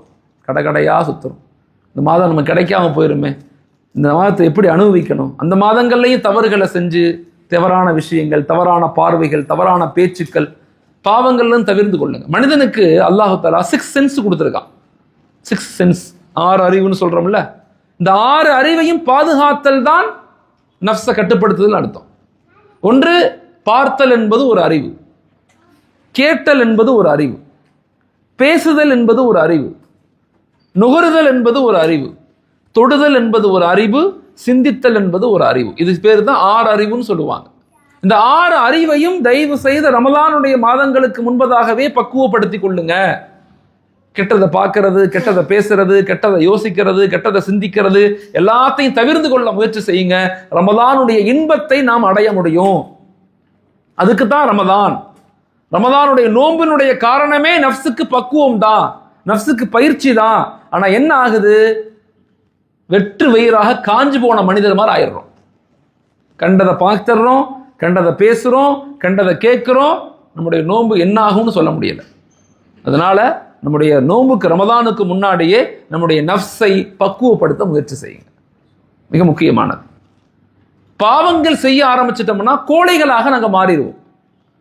எப்ப நம்ம பாவங்கள் செய்ய ஆரம்பிக்கிறோமோ வாழ்க்கையில கோழைகளாக மாறுவோம். உண்மை புரியாது, ஹக்கு விளங்காது, எதை நோக்கி நகர்றோம்னு தெரியாது. வைன்னஹால கபீரத்துன் இல்லா அலல் ஹாஷியின். பாவங்களோடு தொழுகை ஒருபோதும் இன்பமாகாது. பாவிகளுக்கு தொழுகை இனிக்காது, பாவிகளுக்கு குர்ஆன் இனிக்காது. நான் வீட்டுக்கு போனேன், என் மனைவி நல்ல முட்டையெல்லாம் போட்டு வட்டலாப்பம் சாப்பிட்டுருப்பீங்க, வட்டலாப்பம் செஞ்சு கொடுத்தாங்க. நான் எடுத்து சாப்பிட்டு என் மனைவிட்ட கேட்டேன், என்னப்பா வட்டலாப்பம் கசக்குதுன்னு கேட்டேன். வட்டலாப்பம் கசக்குது. இப்போ என் மனைவி பக்கத்தில் என் கழுத்தில் கை வச்சு, நெத்தியில் கை வச்சு சொன்னாங்க, உங்களுக்கு உடம்பு சுடுது, காய்ச்சடிக்குது, அதனால வட்டலாப்பம் கசக்குது. நம்முடைய தொழுகை கசக்க காரணம், நம்முடைய இபாதாத்துகள் கசக்க காரணம், நம்முடைய குர்ஆன் கடினமாக இருக்க காரணம், நம்முடைய உள்ளத்துக்குள்ள நோய் இருக்கு. நோய் அகற்றாம அல்லாஹும்ம ஆதி நுஃபூஸனா பிதக்வாஹா ஸக்கிஹா வ அன்த கைரும் மன் ஸக்காஹா வ அன்த வலியுஹா வ மௌலாஹா. அந்த துஆவை உங்க ஹஜ்ரத்திட்ட கேட்டு எழுதி வாங்கிச்சங்க எல்லாரும். எப்பெல்லாம் நேரம் கிடைக்குதோ ஒரு 3 துஆக்கள் செய்யணும். அதுல இந்த ஒரு துஆ மிக முக்கியமான, ரமதானுடைய மாதங்கள்ல அதிகமாக கேட்க வேண்டிய துஆ. அதுல மிக முக்கியமான துஆ. ஹஜ்ரத்திட்ட எழுதி வாங்கி மனப்பாடம் செய்யுங்க. இந்த மாதங்கள்ல என் வாழ்க்கையில இந்த மாற்றம் எனக்கு வரணும் அப்படிங்கிற மனப்பக்குவத்தை கொண்டு வாங்க. இந்த மாதங்கள்ல 4 வீடுகள்ல 4 விஷயங்களை கடைபிடிங்க உங்க நஃப்ஸை பக்குவப்படுத்துறதுக்கு. ஒன்று, மக்களிடத்தில் அன்பாக பேசுங்க, அதிகாரமா பேசாதீங்க. மனைவிட்ட அன்பா பேசுங்க, கணவர்கிட்ட அன்பா பேசுங்க, குழந்தைகள்கிட்ட அன்பா பேசுங்க, உறவுகள்கிட்ட அன்பா பேசுங்க. அன்பை கொண்டுதான் ஒரு சமூகத்தை கட்டமைக்க முடியுமே தவிர அதிகாரத்தை கொண்டோ அடுத்தவர்களுடைய குறைகளை பார்ப்பதை கொண்டோ ஒரு சமூக கட்டமைப்பு ஏற்படாது. தயவு செய்து நான் சொல்றேன், அடுத்தவங்களுடைய குறைகளுக்கு பின்னால் நமக்கு போனா நமக்கு நல்ல மௌத்து வந்ததாக சரித்திரம் இல்லை. அடுத்தவங்க பின்னாடி குறை பின்னாடி போகாதீங்க. ஒரு மனிதர்கிட்ட ஒரு குறை இருக்குதா, தைரியம் இருந்தால் நேராக அவர்கிட்ட சொல்லுங்க, நீ உன்னை மாத்திக்கப்பா அப்படின்னு சொல்லுங்க. அவரை குறைய போய் உலகம் முழுக்க சொல்லாதீங்க. இல்லைன்னா அல்லாட்ட சொல்லுங்க, யா அல்லாஹ் என் மனைவிக்கு இந்த குறை, என் கணவருக்கு இந்த குறை, என் குழந்தைகிட்ட இந்த குறை, என் நண்பர்கள்ட்ட இந்த குறை, யா அல்லாஹ் அவங்களுக்கு ஹிதாயத்துடைய வாசலை திறந்து கொடு அப்படின்னு அல்லாட்ட முறையிடுங்க. மாத்த போறது அவன் தான். மனிதர்கள்ட்ட புலம்புறத முதல்ல நிப்பாட்டிட்டு அல்லாட்ட புலம்பக்கூடியவங்களாக நாங்க மாறணும். நம்முடைய ப்ராப்ளமே என்னன்னா மனிதர்கள்ட்ட தான் புலம்புறோம், அல்லாட்ட புலம்புறது இல்லை. மனிதர்கள்ட்ட புலம்பிக்கிட்டே இருக்கும், அது சரியில்லை, இது சரியில்லை, என் மனைவி சரியில்லை, என் வீட்டுக்காரர் சரியில்லை, என் புள்ள சரியில்லை, அவங்க இப்படி சரியில்லை சரியில்லைன்னு சொல்லி வாழ்க்கையே நரகமா மாத்திக்கிட்டு இருக்கோம். மக்கள்கிட்ட அன்பாக பேசுங்க, இந்த நஃப்ஸை பக்குவம் அடையும். இப்போ சஹாபி கேட்டாங்க, யார் ரசூலல்லாஹ், நான் உங்க கூட சொர்க்கத்தில் இருக்கணும், என்ன செய்யணும்னு கேட்டாங்க. நபி அழகா சொன்னாங்க, மக்களிடத்துல சிரித்த முகமாக சிரித்து பேசி நீ என் கூட சொர்க்கத்தில் இருக்கலாம்னு சொன்னாங்க. நம்ம சிரித்து பேசணுமா? மனைவிட்ட வீட்டில் வெளியில கணவர் சிரிச்சு பேசுவார், வீட்டுக்கு வந்தா மனைவிட்ட இப்படித்தான் இருப்பார். அதே மாதிரி மனைவிமார்கள் வீட்டில் இருக்கக்கூடிய பெண்கள் ஆண்கள் வீட்டுக்கு வந்தோடனே முகமலர்ச்சியாக அவங்களை வரவேற்கிறோமா? வந்துட்டியா, படா படுத்தி சாவடிச்சுட்டீங்களே. வாழ்க்கை எப்படி இனிக்கும்? அன்பு செலுத்துங்க, சிரித்த முகமாக இருங்க, விட்டு கொடுத்து போங்க, ரசனையாக குடும்பத்தை ரசிக்க ரசிக்க வாழுங்க. முதல்லலாம் ஹாஜியார் மவுத்து ரொம்ப தூரமா இருக்கும் ஹாஜியார், இன்னைக்கு மௌத்து ரொம்ப நெருங்கிடுச்சு, ஷார்ட் ஆயிடுச்சு. நேற்று பேசுகிறோம், இன்னைக்கு கேட்டால் மௌத்தாயிட்டு ரொம்ப நெருங்கி போச்சு. சின்ன சின்ன வயசுள்ள மனிதர்கள்லாம் மௌத்தா போயிடுறாங்க. சின்ன சின்ன வயசு 35 30. ஆட்டோவில் போய் நண்பர் ஒருத்தவர் காயல்பட்டினங்கார் ஃபாரின்லேருந்து வந்து ஏர்போர்ட்டில் இறங்கி அங்கேருந்து பஸ்ஸை பிடிச்சி வீட்டுக்கு போய் காயல்பட்டினம் போய் அங்கேருந்து வீட்டிலேருந்து ஆட்டோவில் ஏறி வீட்டுக்கு போயிருக்காரு. ஆட்டோவில் இறங்கணுன்னே உயிர் போயிடுச்சு. வெறும் 39 வயசு. அல்லாஹ் பாதுகாக்கணும். வாழ்க்கை வெரி ஷார்ட். இந்த வாழ்க்கையில் அன்பை வெளிப்படுத்துங்க, சந்தோஷமான வாழ்க்கையை வாழுங்க. இந்த ரமதானுடைய மாதங்களில் மன திருப்தியாக வாழுங்க. நேசிங்க, மனைவியை நேசிங்க, கணவரை நேசிங்க, அத்தாவை நேசிங்க, அம்மாவை நேசிங்க. எல்லாத்தையும் நேசிச்சு அல்லாஹ் நம்மை நேசிப்பதை போல மனிதர்களை நேசிங்க. அல்லாஹ் நம்மை மன்னிப்பதை போல மனிதர்களை மன்னிங்க. யோசிச்சு பாருங்க. சிரித்த முகமாக இருங்க. 2வது, வாழ்க்கையில் அக்செப்டன்ஸ், வாழ்க்கையை ஏற்றுக்கொள்ளுங்க. மனம் பக்குவம் அடையணும்னா 2வது மிக முக்கியமானது, நமக்கு எது கிடைச்சதோ அது சிறந்ததுன்னு எண்ணுங்க. யோசிச்சு பாருங்க. Acceptance, accept your life, accept your family, accept your husband, accept your relations, எல்லாத்தையும் ஏற்றுக்கொள்ள பழகுங்க. லா ஹவ்ல வலா குவத்த இல்லா பில்லாஹ். என் கணவன் சிறந்தவர், எனக்கு கிடைத்த மிக பொக்கிஷம். என் மனைவி சிறந்தவங்க, எனக்கு கிடைத்த பொக்கிஷம். என் குழந்தைகள் சிறந்தவங்க. அப்படி என்னமே நமக்கு வரமாட்டேதான். எப்ப பார்த்தாலும் நான் அப்படி ஆயிருப்பேன், இப்படி ஆயிருப்பேன், நான் அதை போயிருப்பேன், இதை இப்படிதான் பேசுறோமே தவிர எது எனக்கு இருக்குதோ அது ஆகச் சிறந்தது. யா அல்லாஹ் உனக்கே புகழ் அனைத்தும்னு சொல்றமா? அல்லாஹ் என்ன சொல்றான்? நீ அப்படி சொல்ல, நான் கொட்டி கொட்டி கொடுக்குறேங்கிறான். சொல்ல மாட்டேங்கிறோம்.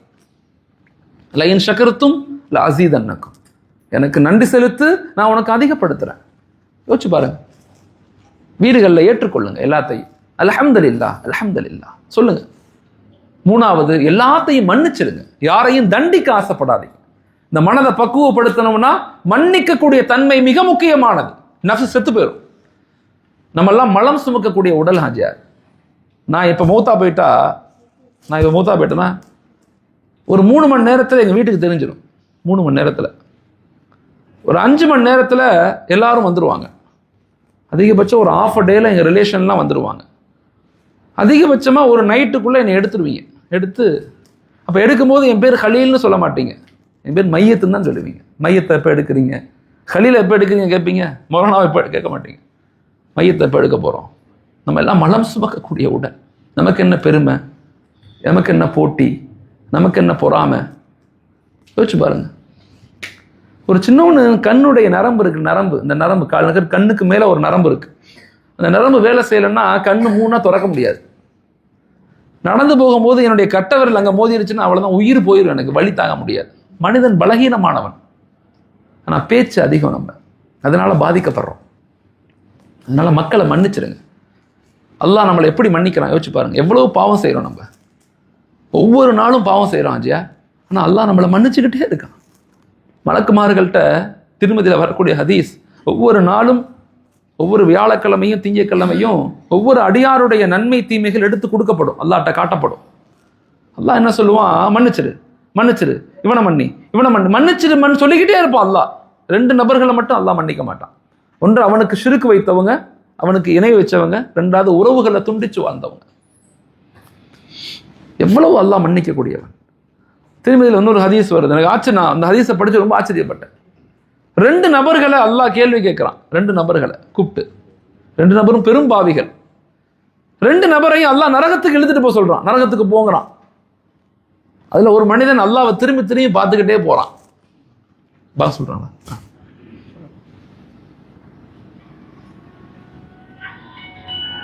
சொல்ல போறாங்களா? 8:30 வச்சுக்கலாம் சார். நல்லா, அல்ஹம்துலில்லாஹ். ஸோ 3வது நம்முடைய நஃப்ஸை பக்குவப்படுத்தணும் அப்படின்னா மக்களை மன்னிக்கக்கூடிய தன்மைகளை நம்ம உருவாக்கிக்கணும். எல்லாத்தையும் மன்னிக்க பழகணும். அல்லாஹ் நம்மளை எப்படி மன்னிக்கிறான்? எல்லா தவறுகள் செய்தாலும் அல்லாஹ் நம்மளை மன்னிச்சுக்கிட்டே இருக்கான். இந்த மனிதன் நாளைக்கு திருந்திடுவான், நாளை கழிச்சு திருந்துவான், அடுத்த நாள் திருந்துவான், நமக்கு வாய்ப்புகள் கொடுத்துக்கிட்டே இருக்கிறான். ஆனால் நாம அத்தாவை மன்னிக்கிறோமா, மனைவியை மன்னிக்கிறோமா, நண்பர்களை மன்னிக்கிறோமா? யோசிச்சு பாருங்க. சமீபத்தில் போன வருஷம் ஹஜ்ஜுக்கு போகிறது ஒரு ஹாஜியார் என்கிட்ட வந்தார். மௌலானா நான் ஹஜ்ஜுக்கு போகிறேன், துவா செய்யுங்கன்னு என்கிட்ட சொன்னார். ஹஜ்ஜுக்கு போகிறேன், துவா செய்யுங்க மௌலானான்னு சொன்னேன். அவசியம் ஹாஜியார், உங்களுக்காக நிறைய துவா செய்கிறேன். எல்லாத்துட்டையும் சொல்லிட்டீங்களான்னு கேட்டேன் நான். உறவுகள்கிட்டலாம் சொல்லிட்டீங்களா? சொல்லிட்டேன் மௌலானா அப்படின்னு சொன்னார். நல்லா யோசிச்சு பாருங்க ஹாஜியார், சொல்லிட்டீங்களா? என் தங்கச்சிட்ட மட்டும் சொல்லலை மௌலானா, என் தங்கச்சிட்ட சொல்லலை. நான் கேட்டேன், ஏன் ஹாஜியார்? இல்லை 16 வருஷம் சண்டை மௌலானா, 2 பேரும் பேச மாட்டோம். நாங்கள் அவங்க ஃபேமிலி எங்கள் ஃபேமிலியும் பேச மாட்டோம். நான் சொன்னேன், தயவு செய்து சொல்லிட்டு போங்க ஹாஜியார். இரத்த சொந்தங்கள்ல ஹாஜியார், பெண் இரத்த சொந்தம் மிக முக்கியமானது. இரத்த சொந்தத்தில் கூட பிறந்த பெண் இரத்த சொந்தம் மிக முக்கியமானது. நம்முடைய நோய் நொடி இல்லாத திடீர் மரணங்களை விட்டும் மோசமான நோய்களை விட்டும் பாதுகாக்க பெறணும் அப்படின்னா உறவுகளில் மிக முக்கியமானது, இரத்த சொந்தத்தில் மிக முக்கியமானது கூட பிறந்த தங்கச்சி, அக்கா. எங்கள் உஸ்தாத் அடிக்கடி கலீல் அஹ்மத் ரஹ்மத்துல்லாஹி சொல்லுவாங்க, ரொம்ப முக்கியமான உறவுகள்னு சொல்லுவாங்க. அவங்கள பேணுவதை கொண்டு தான் நம்முடைய வாழ்க்கை இன்பமாக இருக்கும். அவங்கள பேணலைன்னா வாழ்க்கை கொஞ்சம் கஷ்டமாக தான் இருக்கும். என்னதான் ஆஜியா நம்முடைய வீட்டுக்கார அம்மாவுக்கு என்னதான் நீங்கள் லட்சமாக வாங்கி கொடுத்தாலும், அவங்க அண்ணன், எங்கள் வீட்டுக்காரவங்க, அவங்க அண்ணன் என்னைக்காவது வந்துட்டு போவார். நீங்கள் மச்சனை 4 பிஸ்கட் பாக்கெட்டும் ஒரு பேனா வாங்கிட்டு வருவான் ஆஜியா. நைட்டு தூங்கவே விட மாட்டாங்க முன்னாடி. நைட்டு முழுக்க என் அண்ணன் பிஸ்கட் பாக்கெட்டு ஃபாரின்லேருந்து அவங்க கிட்ட முக்கத்தில் வாங்கிட்டு இருப்பார். ஆனால் என் வீட்டுக்காரம்மா என்ன செய்யும், பாருங்க பேனா பார்த்தீங்களா, இப்படி வாழ்க்கையில் பார்த்துருக்கீங்களாம்பா, என் பேனா பார்த்துக்க, அந்த பேனா பார்த்துருக்கீங்களா? அந்த உறவு ரொம்ப இனிமையான உறவு ஆஜியார். கூட பிறந்த அக்கா, கூட தான் பிறந்த தங்கச்சி, அது நம்ம அண்ணன் தம்பி போய் அவங்கள போய் சந்திக்கும் போது அவங்களுக்கு ஏற்படுகின்ற மகிழ்ச்சி இருக்குதே, பெரும் மகிழ்ச்சி. நிறைய பேர் அதை அனுபவிக்க மாட்டேங்கிறோம் ஆஜியார், தூரமாயிடுறோம், சண்டை போட்டுடுறோம். நான் சொன்னேன், சந்திச்சுட்டு போங்க ஆஜியார்னு சொன்னேன். அவர் இல்லை மௌலானா சண்டை வந்துடும் போனா அப்படின்னாரு. இல்லை ஆஜியார் நீங்கள் அவசியம் பார்த்துட்டு போங்கன்னு சொன்னேன். அடுத்த நாள் லஹூருக்கு வந்தார் ஆஜியார். சின்ன பிள்ளை மாதிரி கட்டி பிடிச்சி அழுதார் என்கிட்ட. அழுதுட்டு சொன்னார், மௌலானா நீங்கள் சொன்ன மாதிரி என் தங்கச்சி வீட்டுக்கு போனேன், யோசிச்சுக்கிட்டே தான் போனேன், சண்டை வந்துடுமோ நினச்சி போனேன். கதவை தட்டணுன்னு என் தங்கச்சி தான் கதவை திறந்தா, கட்டி பிடிச்சி என்னை ஓன்னு அழுதுட்டா மௌலானா. என் தங்கச்சி கட்டி பிடிச்சி ஓன்னு அழுகுறா. சொல்றா தங்கச்சி, அண்ணே என்னைக்கு நீங்கள் ஹஜ்ஜுக்கு போகிறீங்கன்னு கேள்விப்பட்டனோ அன்னையிலேருந்து இன்ன வரையும் நான் தஹஜ்ஜத்தில் துவா செய்கிறேன், அல்லாஹ் எங்கள் அண்ணனை வீட்டுக்கு அனுப்பிடுன்னு சொல்லி. அல்லாஹ் என் துவாவை கபூல் செஞ்சுட்டான். அப்படின்னு என் தங்கச்சி என்ன நான் அழுது எல்லாரும் உட்காந்து சாப்பிட்டு, மாஷா அல்லாஹ் மௌலானா இப்போ நான் ஹஜ்ஜுக்கு போகிறேன், இப்படியே மௌத்தா போனாலும் நல்லதுன்னு நினைக்கிறேன்னு சொன்னார். வாழ்க்கையில ஹாஜியார் எல்லாரும் நல்லவங்க தான், யாரும் கெட்டவங்கெல்லாம் கிடையாது. உலகத்தில் படைக்கப்பட்ட எல்லாரும் நல்லவங்க தான், சிறந்த மக்கள் தான். ஒரு சில நேரங்களில் ஆசைகளின் காரணமாக, சூழ்நிலைகளின் காரணமாக மனிதன் தீய சைத்தானால் தூண்டுதலால் அவன் தவறு செய்கிறான். யாரும் கெட்டவங்க கிடையாது. எல்லாத்தையும் மன்னிச்சிருங்க, மன்னிக்க ஆரம்பிங்க. ஃபத்தஹ் மக்காவுடைய முன்னாடி ஸல்லல்லாஹு அலைஹி வஸல்லம் உட்கார்ந்து இருக்காங்க. அங்கிருந்து ஹாலித் இப்னு வலீதுடைய அண்ணன் வர்றாரு. அவர் பேர் வலீத் இப்னு வலீத். அவர் வந்து முசாவா பண்றாங்க. நபி கேட்டாங்க, நீ ஹாலித் இப்னு வலீதுடைய அண்ணன் தானேன்னு கேட்டாங்க. ஆமா யா ரசூலல்லாஹ், ஹாலித் இப்னு வலீதுடைய அண்ணன் தான். நபி சொன்னாங்க, உங்க தம்பியை என்ன புரிஞ்சுக்க மாட்டேங்கிறார், உங்க தம்பியை என்ன புரிஞ்சுக்க மாட்டேங்கிறார். ஹாலித் இப்னு வலீத் ரலியல்லாஹு யாருன்னா, பத்ர்ல வந்தது எதிரியாக, உஹதுல வந்தது எதிரியாக, ஹந்தக்ல வந்தது எதிரியாக மட்டுமல்ல, ரசூலை கொலை செய்யணும்னு வந்தவர். நபி கேட்கிறாங்க, உங்க தம்பி புரிஞ்சுக்கலையா என்னைய? நான் நல்லது தானே சொல்றேன், தப்பு ஒண்ணு நான் சொல்லலையே அப்படின்னு சொல்றாங்க. ஹாலித் இப்னு வலீத் சொன்னாரு, யா ரசூலல்லாஹ், என் தம்பி வந்துருவார். சொல்ல வார்த்தையை பாருங்க, அவர் அப்படித்தானே சொல்லல, என் தம்பி வந்துருவார் சொல்லிட்டு நேராக வலீத் இப்னு வலீத் வீட்டுக்கு போறாங்க. தம்பியுடைய வீட்டுக்கு போயிட்டு முசாவா பண்ணிட்டு சொன்னாங்க, ஸல்லல்லாஹு அலைஹி வஸல்லம் உங்களை கேட்டாங்கன்னு சொன்னாங்க. நபி அவர் எந்திரிச்சிட்டாரு. நபி என்ன கேட்டாங்களா? ஆமா உங்களை தான் கேட்டாரு, உங்களுக்கு துவா செஞ்சாங்க, ஏன் உங்களை புரிஞ்சுக்கலன்னு கேட்டாங்க. அவர் அழுதார். ஹாலித் இப்னு வலீத் அழுதுகிட்டே வந்தார். யா ரசூலல்லாஹ், யா ரசூலல்லாஹ், கையை பிடிச்சார். அஷ்ஹது அல்லா இலாஹ இல்லல்லாஹ் வ அஷ்ஹது அன்ன முஹம்மதன் அப்துஹு வ ரசூலுஹு, கலிமா சொல்லி இஸ்லாத்துக்கு வந்துட்டார். பின்னர் அவருக்கு பேர் என்ன தெரியுமா? சைஃபுல்லா, அல்லாஹுடைய வாள்னு பேரு. எந்த யுத்தத்துக்கு போனாலும் வெற்றி. அவ்வளோ பெரிய மனிதரை ஸல்லல்லாஹு அலைஹி வஸல்லம் எப்படி நேசிச்சாங்க பாருங்க. எங்க மனைவியை நேசிங்க, எல்லாத்தையும் மன்னிங்க, கணவரை நேசிங்க, குழந்தைகளை நேசிங்க, எல்லாத்தையும் மன்னிச்சு பழகுங்க. மன்னிக்க அல்லாஹ் நம்மளை மன்னிச்சுக்கிட்டே இருக்கிறான். மன்னிக்க பழகுங்க, நஃப்ஸ் தானா அடங்கி போயிடும். பார்க்கிறவங்களெல்லாம் மன்னிக்கணுங்கிற எண்ணம் வந்துருச்சுன்னா மாஷாஅல்லாஹ் நஃப்ஸ் தானா கீழே போயிடும். இந்த அரகன்ட்டு கோபத்துல தான் நஃப்ஸ் அடங்காப்பிடாரியா மாறுது. அதை கட்டுப்படுத்தக்கூடிய வழிமுறைகளை தான் சூஃபியாக்கள், ஷேக்மார்கள் நமக்கு சொல்லிக் கொடுக்குறாங்க, நம்முடைய உஸ்தாத்மார்கள் சொல்லிக் கொடுக்குறாங்க. மூணாவது என்ன? அடிப்படையில் கம்பல்சரி மன்னிக்கக்கூடிய தன்மை. நாலாவது, சுயநலம் இல்லாத ஒரு வாழ்க்கையை வாழணும். எதை செஞ்சாலும் எனக்கு என்ன கிடைக்கும், என்னை புகழுவாங்களா, எனக்கு சால்வை போடுவாங்களா, என்னை பேசுவாங்களா, எனக்கு காசு கிடைக்குமா அப்படின்னு நினைச்சுக்கிட்டே இருந்தோம்னா இந்த நஃப்ஸ் வளர்ந்துடும், நம்மளை மிகச்சிடும். எப்ப அதுகிட்ட சொல்லும் போதெல்லாம் நீங்க சொல்லணும், நான் உனக்காக தொழுகிற, அல்லாஹ்வுக்காக தொழுகிறேன். அதுகிட்ட பேசணும், நான் உனக்காக ஓதல, அல்லாஹ்வுக்காக ஓதுறேன். நான் உனக்காக தான தர்மங்கள் கொடுக்கல, அல்லாஹ்வுக்காக கொடுக்கிறேன். யா அல்லாஹ் நீ பார்க்கிற சாட்சி. அல்லாஹ்ட்ட பேசணும், நஃப்ஸ்கிட்ட பேசணும். எப்ப நீங்க அதுகிட்ட பேச ஆரம்பிக்கிறீங்களோ, அதற்கு மாறாக சிந்திக்க ஆரம்பிக்கிறீங்களோ, மாஷா அல்லாஹ் ஈமானிய இன்பத்தன்மை ருசிப்பீங்க. சுயநலமான மக்களை கொண்டு ஹிதாயத் பரப்பப்படவே படாது. பொதுநலமாக உம்மத்தை பத்தி யோசிக்கிறவங்களை கொண்டுதான் இந்த ஹிதாயத் மக்கள்கிட்ட கொண்டு போய் சேர்க்கப்படும். அல்லாம ரூமி ரஹ்மத்துல்லாஹ் எழுதுறாங்க, ஹஸரத் உமர் ரலியல்லாஹு அவங்க எப்படி இஸ்லாத்துக்கு வந்தாங்க? அல்லாஹு தாலா ஸல்லல்லாஹு அலைஹி வஸல்லம் 2 பேர் துவா செஞ்சாங்க. அபூஜஹலுக்கும் துவா செஞ்சாங்க, உமர் ரலியல்லாஹுக்கும் துவா செஞ்சாங்க. ஆனா அபூஜஹலுக்கு இஸ்லாம் கிடைக்கல, ஹிதாயத் கிடைக்கல. உமர் ரலியல்லாஹுக்கு எப்படி ஹிதாயத் கிடைச்சிச்சு அப்படின்னு அல்லாம ரூமி ரஹ்மத்துல்லாஹ் எழுதுறாங்க. மாஷா அல்லாஹ், பெரிய ஆச்சரியமான சம்பவம் அது. ஒரு தடவை பிலால் ரலியல்லாஹு சிரமப்படுத்தப்படுறாங்க. ஒரு மண்ணுக்கு இடையில வச்சு எல்லாரும் ஷைபா எல்லாம் வந்து அவரை தூக்கி களிமண்ணில் போட்டு பெரிய பாறாங்கல்ல தூக்கி வச்சு சிரமப்படுத்துறாங்க. அவர் அஹதுன்னு சொல்றாரு, அல்லாஹ் ஒருவன் தான் சொல்றாரு.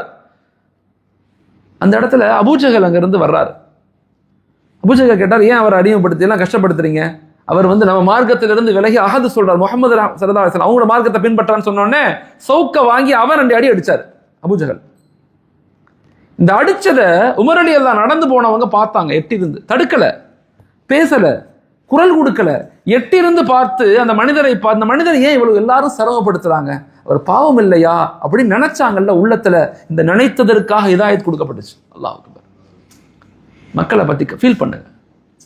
நம்ம நோன்பு வைக்கிறோம், நம்ம தொழுகிறோங்கிறது விஷயம் அல்ல. நம்முடைய மனைவி என்னாச்சு, நம்ம குழந்தைகள் என்னாச்சு, நம்முடைய பக்கத்து வீட்டுக்காரவங்க என்னாச்சு, யா அல்லாஹ் அவங்களுக்கு ஹிதாயத் கிடைக்கலையே, அவங்களுக்கு இந்த நன்மை கிடைக்கலையே. யோசிங்க, குறை சொல்லாதீங்க, முடிஞ்சா சந்திங்க, கை கொடுங்க, முசாஃபஹா பண்ணுங்க, அவங்களுக்கு சின்ன வார்த்தைகளை பேசுங்க, தொழுக வரும்போது அழைப்பு கொடுங்க, குர்ஆன் ஓதுங்கன்னு சொல்லுங்க, சின்ன சின்ன நன்மைகளை செய்யுங்க. உங்களுடைய கவலை அங்க ஒரு மிகப்பெரிய மாற்றத்தை ஏற்படுத்தலாம். ஒரு சின்ன கவலை போதும், சின்ன முயற்சி போதும், ஒரு சமூக கட்டமைப்பை நம்மளால உருவாக்க முடியும். அதனால வாழ்க்கையில மிக முக்கியமாக நஃப்ஸை பக்குவப்படுத்துங்க. ஒன்று, உணர்வு ரீதியா ஈமானை வலுப்படுத்துங்க. 2வது, உங்க நஃப்ஸை பக்குவப்படுத்துங்க ரமலானுடைய மாதத்துக்கு முன்பதாக. 3வது, உங்களுடைய உடலை பண்படுத்துங்க. உங்களுடைய உடலை வந்து ரமலானுக்கு முன்னாடியே சரி செஞ்சுக்கங்க. சுகரை இவ்வளோ ஏற்றி விட்டுறாதீங்க. நல்லா சாப்பிட்டு சுகரை ஏற்றிடக்கூடாது. நடக்க பயிற்சி எடுங்க, உணவுகளை கட்டுப்பட முயற்சி செய்யுங்க, சத்தான உணவுகளை சாப்பிட்டு கொள்ளுங்க. ரமதானுக்கு முன்னாடியே டெய்லி பேரிச்சம்பழம் சாப்பிடுங்க. இப்போ ரமதானுடைய காலங்களில் உடல் வலிமையாக இருக்கும், நோய்கள் வராது. நோய்கள் வராமல் பார்த்து கொள்ளுங்க. உடல் வலிமை மிக முக்கியமானது. இன்னைக்கு 100 முஸ்லிம்களில் 36 முஸ்லிம்கள் நோயாளிகள் இந்தியாவில். யோசிச்சு பாருங்க, இந்தியாவில் இருக்கக்கூடிய சமூகத்திலேயே அதிகம் ஹாஸ்பிட்டலுக்கு போகக்கூடிய சமூகம் இஸ்லாமிய சமூகம். எல்லாம் பாதுகாக்கணும். அவ்வளவு ஆரோக்கியத்தின் மீது நம்ம கவலையே படுறதில்லை, கொஞ்சம் கூட யோசிக்கிறது. நான் பெண்களுக்கு சொல்றேன், தயவு செய்து உங்களுடைய குழந்தைகளை ஆரோக்கியமான வலிமையான சமூகமாக உருவாக்குங்க. அவர் பாடி இஸ் அவர் அமானா. நம்முடைய உடல் நம்முடைய அமானிதம். அதை பாதுகாக்க வேண்டிய பொறுப்பு நமக்கு இருக்குது. ரொம்ப கேர்ஃபுல்லா இருங்க. ஆரோக்கியமான வாழ்க்கைக்கு நமக்கு சில வழிமுறைகளை இமாம்கள் சொல்லிக் கொடுக்குறாங்க. 6 விஷயங்களை வாழ்க்கையில பின்பற்றுங்க. 1, அதிகாலை எழுந்திருக்க பழகுங்க. அதிகாலை எழுவதுதான் ஆரோக்கியத்தின் ஃபர்ஸ்ட் ஸ்டெப்ஸ். அதிகாலை எழுந்திருக்கணும்னா நைட்டு சீக்கிரம் தூங்கணும், அப்பதான் எந்திரிக்க முடியும். எத்தனை மணிக்கு நம்ம தூங்குறோம் யோசிச்சு பாருங்க. 10 மணி, 11 மணி, 12 மணிக்கு தூங்குறோம். இந்த சமூகத்தை எப்படி வலிமைப்படுத்த முடியும்? இஸ்லாமிய ஊர்கள்லாம் ஆஜர், நான் வருத்தப்பட்டு சொல்றேன், நம்முடைய பசங்க முக்கத்துல நிக்கிறான் ஆஜர், என்ன பேசுனானே தெரியல.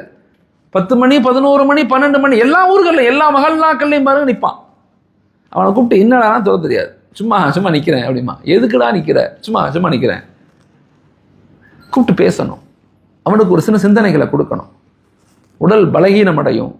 இஷாவுக்கு பிறகு நல்ல விஷயம் பேசுறதே மக்ரூ நமக்கு. அப்ப முதலாவது அதிகாலை எழுந்திருக்கிறது.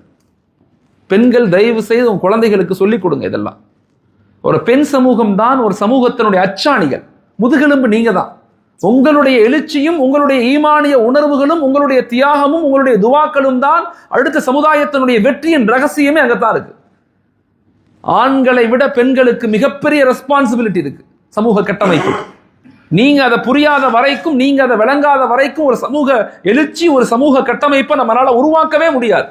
உங்களுடைய பார்வை, உங்களுடைய பேச்சு, உங்களுடைய துவா, உங்களுடைய தொழுகை, உங்களுடைய குழந்தைகளை பராமரித்தல், இதை கொண்டுதான் ஒரு சமூக வலிமையை ஏற்படுத்த முடியும். நான் பெண் சமூகத்துக்கு, இளைஞர் தாய்மார்களுக்கு, சகோதரிகளுக்கு சொல்றேன், உலகத்தினுடைய இன்பங்கள்ல மூழ்கிறாதீங்க. ஷரியத்துக்கு மாறான வாழ்க்கையை தயவு செய்து வாழாதீங்க.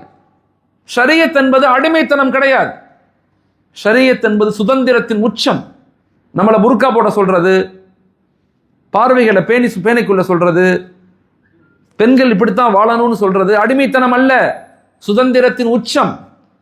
ஆண்களுக்கும் கட்டுப்பாடு இருக்கு, பெண்களுக்கும் கட்டுப்பாடு இருக்கு. ஆண்களுக்கும் உரிமைகள் இருக்கு, பெண்களுக்கும் உரிமைகள் இருக்கு. எல்லாத்துக்கும் எல்லாமே இஸ்லாத்துல இருக்கு. ஆண்கள் உயர்ந்தவர்கள், பெண்கள் தாழ்ந்தவர்கள் கிடையவே கிடையாது. பெண்கள் உயர்ந்தவர்கள், ஆண்கள் தாழ்ந்தவர்கள் கிடையவே கிடையாது. ஹுன்ன லிபாஸ் வௌத்துல் லிபாஸ் லஹுன்ன. ஒரு ஆண் பெண்ணுக்கு ஆடையாகவும் ஒரு பெண் ஆணுக்கு ஆடையாகவும். அப்படிப்பட்ட சமூக கட்டமைப்பு இது. அதனால தயவு செய்து வீடுகளை பராமரிக்க முயற்சி செய்யுங்க. குழந்தைகளுக்கு முன்மாதிரியான வாழ்க்கையை வாழுங்க. எல்லா நிலையிலும் இஸ்லாமிய சமூகம் பின்தங்கி போச்சுன்னு பேசுறதை விட்டுட்டு இதை எப்படி வலுப்படுத்தணும்? வீடுகள்ல இருந்து வளர்ச்சிகள் உண்டாகணும், வீடுகள்ல இருந்து மாற்றங்கள் ஏற்படணும். ரமதானுடைய மாதங்கள்ல அல்லாஹ்ட்ட அதிகமாக கேளுங்க. குறிப்பாக நோய் நொடி இல்லாத வாழ்க்கையை, ஹாஸ்பிட்டல் வாழ்க்கையை, மருந்து சாப்பிட்டு வாழக்கூடிய வாழ்க்கையிலிருந்து எங்களுக்கு பாதுகாப்பு வேணும்னு கேளுங்க, அல்லாஹ்ட்ட கேளுங்க. அதுக்கு நடைமுறைப்படுத்தவும் செய்யுங்க. 1, அதிகாலை எழுந்திரீங்க. 2வது, உடல் கழிவுகளை உடனே வெளிப்பட்டு எழுந்திரிச்சு உடல் கழிவுகள் வெளியாகணும். 3வது, நல்ல பிரஷ் பண்ணுங்க. குழந்தைகளுக்கு சொல்லிக் கொடுங்க நல்ல பிரஷிங் சென்ஸ். எந்த அளவுக்கு பிரஷிங் சென்ஸ் செய்யறோமோ அந்த அளவுக்கு எல்லா விதமான நோய்கள்ல இருந்து நிவாரணம் சொல்றோம். எல்லா நோய்களுடைய முதல் பகுதியே வாய் தான். வாய் நாடி, வாய் முதல் நாடி, தமிழ் இலக்கியங்கள் சொல்லும். நல்ல மிஸ்வாக் செய்யறது, பிரஷிங் செய்யறது. 4வது, உடற்பயிற்சி செய்யணும். குறைஞ்சது 10,000 ஸ்டெப்ஸ் ஆவது நடக்கணும். ஆண்களும் சரி பெண்களும் சரி. நடக்கிறதே இல்லை நம்ம. அதனாலதான் 36% முஸ்லிம்கள் நோயாளிகள்ங்கிறான். இந்த நியூ ஹோப் ஹாஸ்பிட்டல், சென்னையில் நியூ ஹோப் ஹாஸ்பிட்டல், அவரோட டாக்டரோட பேசிக்கிட்டு இருந்தோம். அப்ப சொன்னாரு, மௌலானா உங்க சமுதாயத்துக்கு சிரிக்கவே தெரியாதாங்கிறாரு. அவர் சிரிக்க சொல்லிக் கொடுங்க மௌலானா. வரக்கூடிய எல்லா கேஸும் மன அழுத்தம் தான். பிரெயின் ஸ்ட்ரோக்கா இருக்கட்டும், அது ஹார்ட் அட்டாக், எல்லாம் என்னன்னா நோயா வரல, அவங்க சிரிக்காம இருக்கிறாங்க. மன அழுத்தம், ஸ்ட்ரெஸ், அனெக்சிட்டி அதிகமா இருக்கு உங்க சமுதாயத்துல. உங்க சமுதாயத்தை சொல்லிக் கொடுங்க.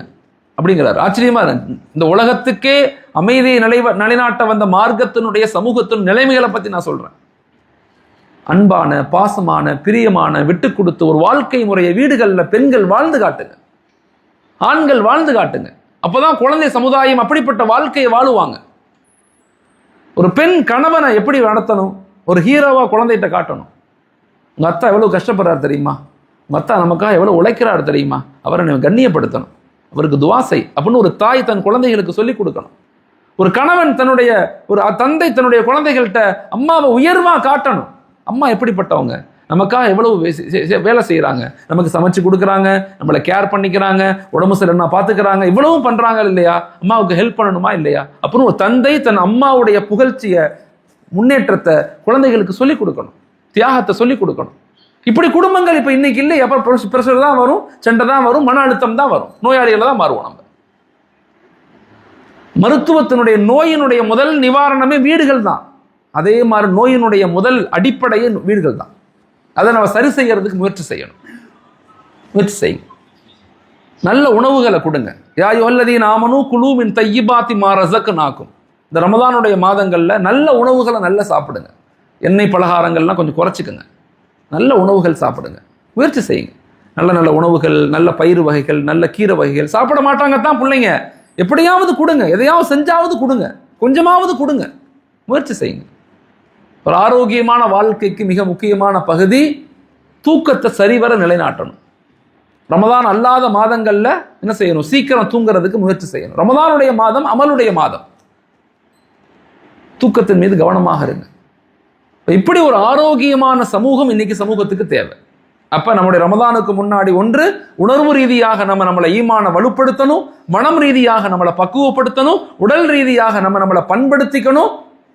மிக முக்கியமாக நாலாவது, உறவுகளை பேணி வாழணும். இந்த மாதங்கள்ல உறவுகளோடு சேர்ந்து நம்மளால என்ன முடியும், ஜக்காத்தை கணக்கிட்டு அல்லாஹ் என்ன நம்ம கொடுத்துருக்கிறானோ அதை நம்ம எப்படி அழகா பங்கிட்டு கொடுக்கறது, நம்முடைய உறவுகளை சரியா பேணி அவங்களுடைய, சும்மா ஜக்காத்தை போய் 100 ரூபா 200 ரூபான்னு கொடுக்காம ஒரு குடும்பத்தை தத்தெடுக்கிறது, ஒரு ஃபேமிலியை பொறுப்பெடுக்கிறது, அவங்க அடுத்த வருஷம் ஜக்காத் கொடுக்கிறவங்களா எப்படி மாத்தணும்.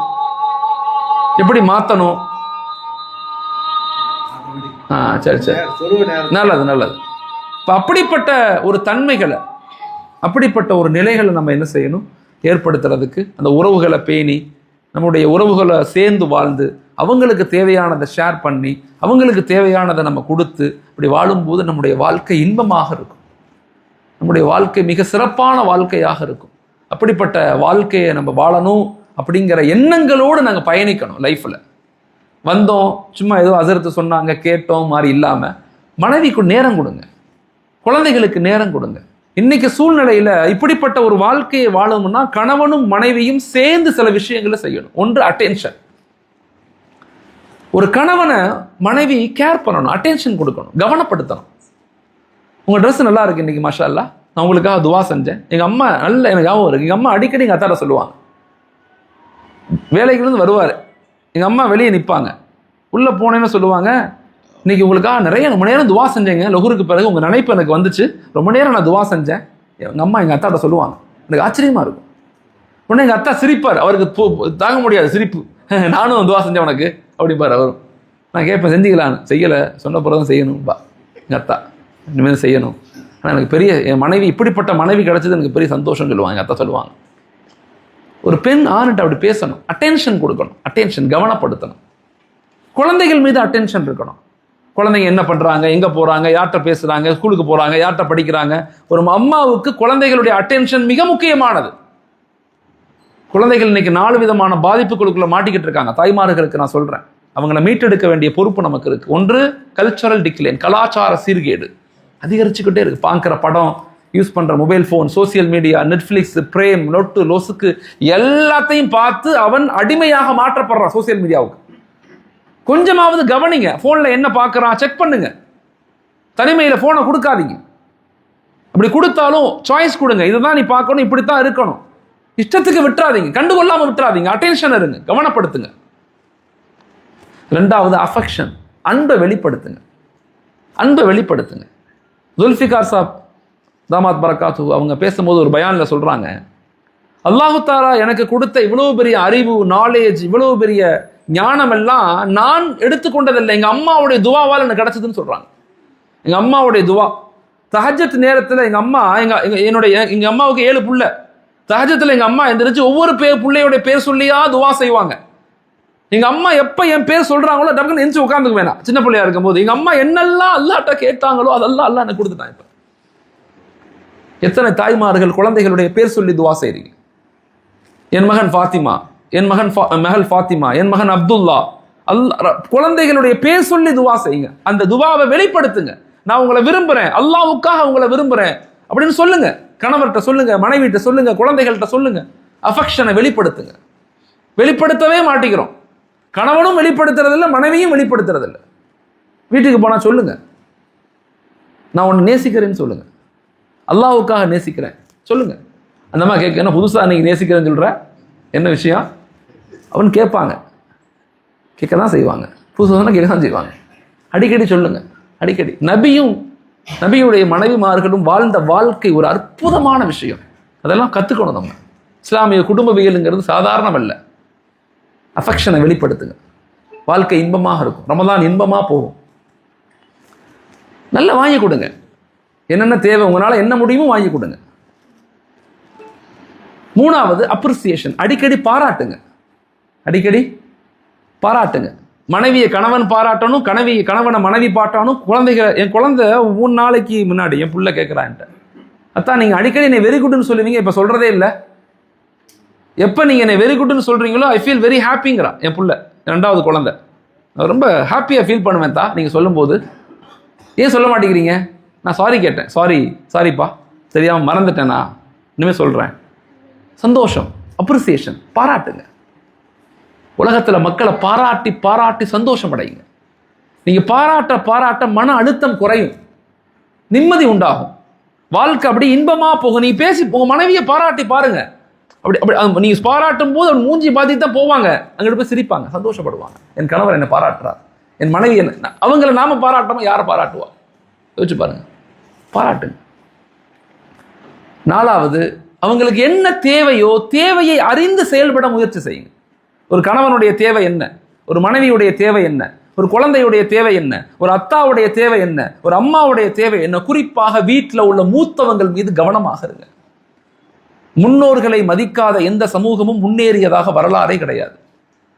மூத்தவங்க மீது கவனம் செலுத்துங்க, ரொம்ப கேர் பண்ணிக்கிங்க அவங்கள. இன்னுமே எங்கள் அத்தா பக்கத்தில் உட்காருவேன், எங்கள் அத்தா மடியில் படுப்பேன். நான் இப்பயும் சொல்கிறேன், மடிப்பேன். எங்கள் அம்மா எனக்கு இப்பயும் ஊட்டி விடுவாங்க. அவங்க அவ்வளோ சந்தோஷம் அடைகிறாங்க. ஒரு தடவை அல்லாஹ் அக்பர், எனக்கு இந்த கல் பெயின் வந்துச்சு, ஸ்டோன் பெயின். வலி தாங்க முடியாமல் எங்கள் வீட்டில் படுத்துருக்கிறேன். எங்கள் அத்தா வந்து என்னை பார்க்க வர்றாங்க, ரூமுக்கு வர்றாங்க, வந்து என்னை பார்க்குறாங்க. பார்த்துட்டு நான் என் கண்கள்னு தண்ணியாக ஊற்று, அவ்வளோ பெயினாக இருக்கும், அந்த ஸ்டோன் பெயின் அவ்வளோ பெயினாக இருக்கும். அப்போ எங்கள் அத்தா என்கிட்ட கேட்குறாங்க, என்னப்பா நீ அழுகிற, சின்ன பிள்ளை மாதிரி அழுகிறியே, அழக்கூடாது, எதுக்கு அழுகிற அப்படின்னு கேட்குறாங்க. என்னைய கண்கள்னு தண்ணியாக ஊற்றுது எனக்கு, என்னை அறியாமையே. சொல்லிட்டு அவர் வெளியே போயிட்டார், எங்கள் அத்தா வெளியே போயிட்டாங்க.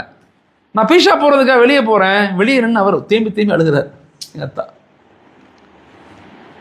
ஒரு குழந்தையினுடைய கஷ்டத்தை எந்த தாயாலும் தகப்பனாலும் ஏற்றுக்கொள்ள முடியாது. ஆனால் அந்த குழந்தைகளை எப்படி வளர்க்குறோம் நம்ம?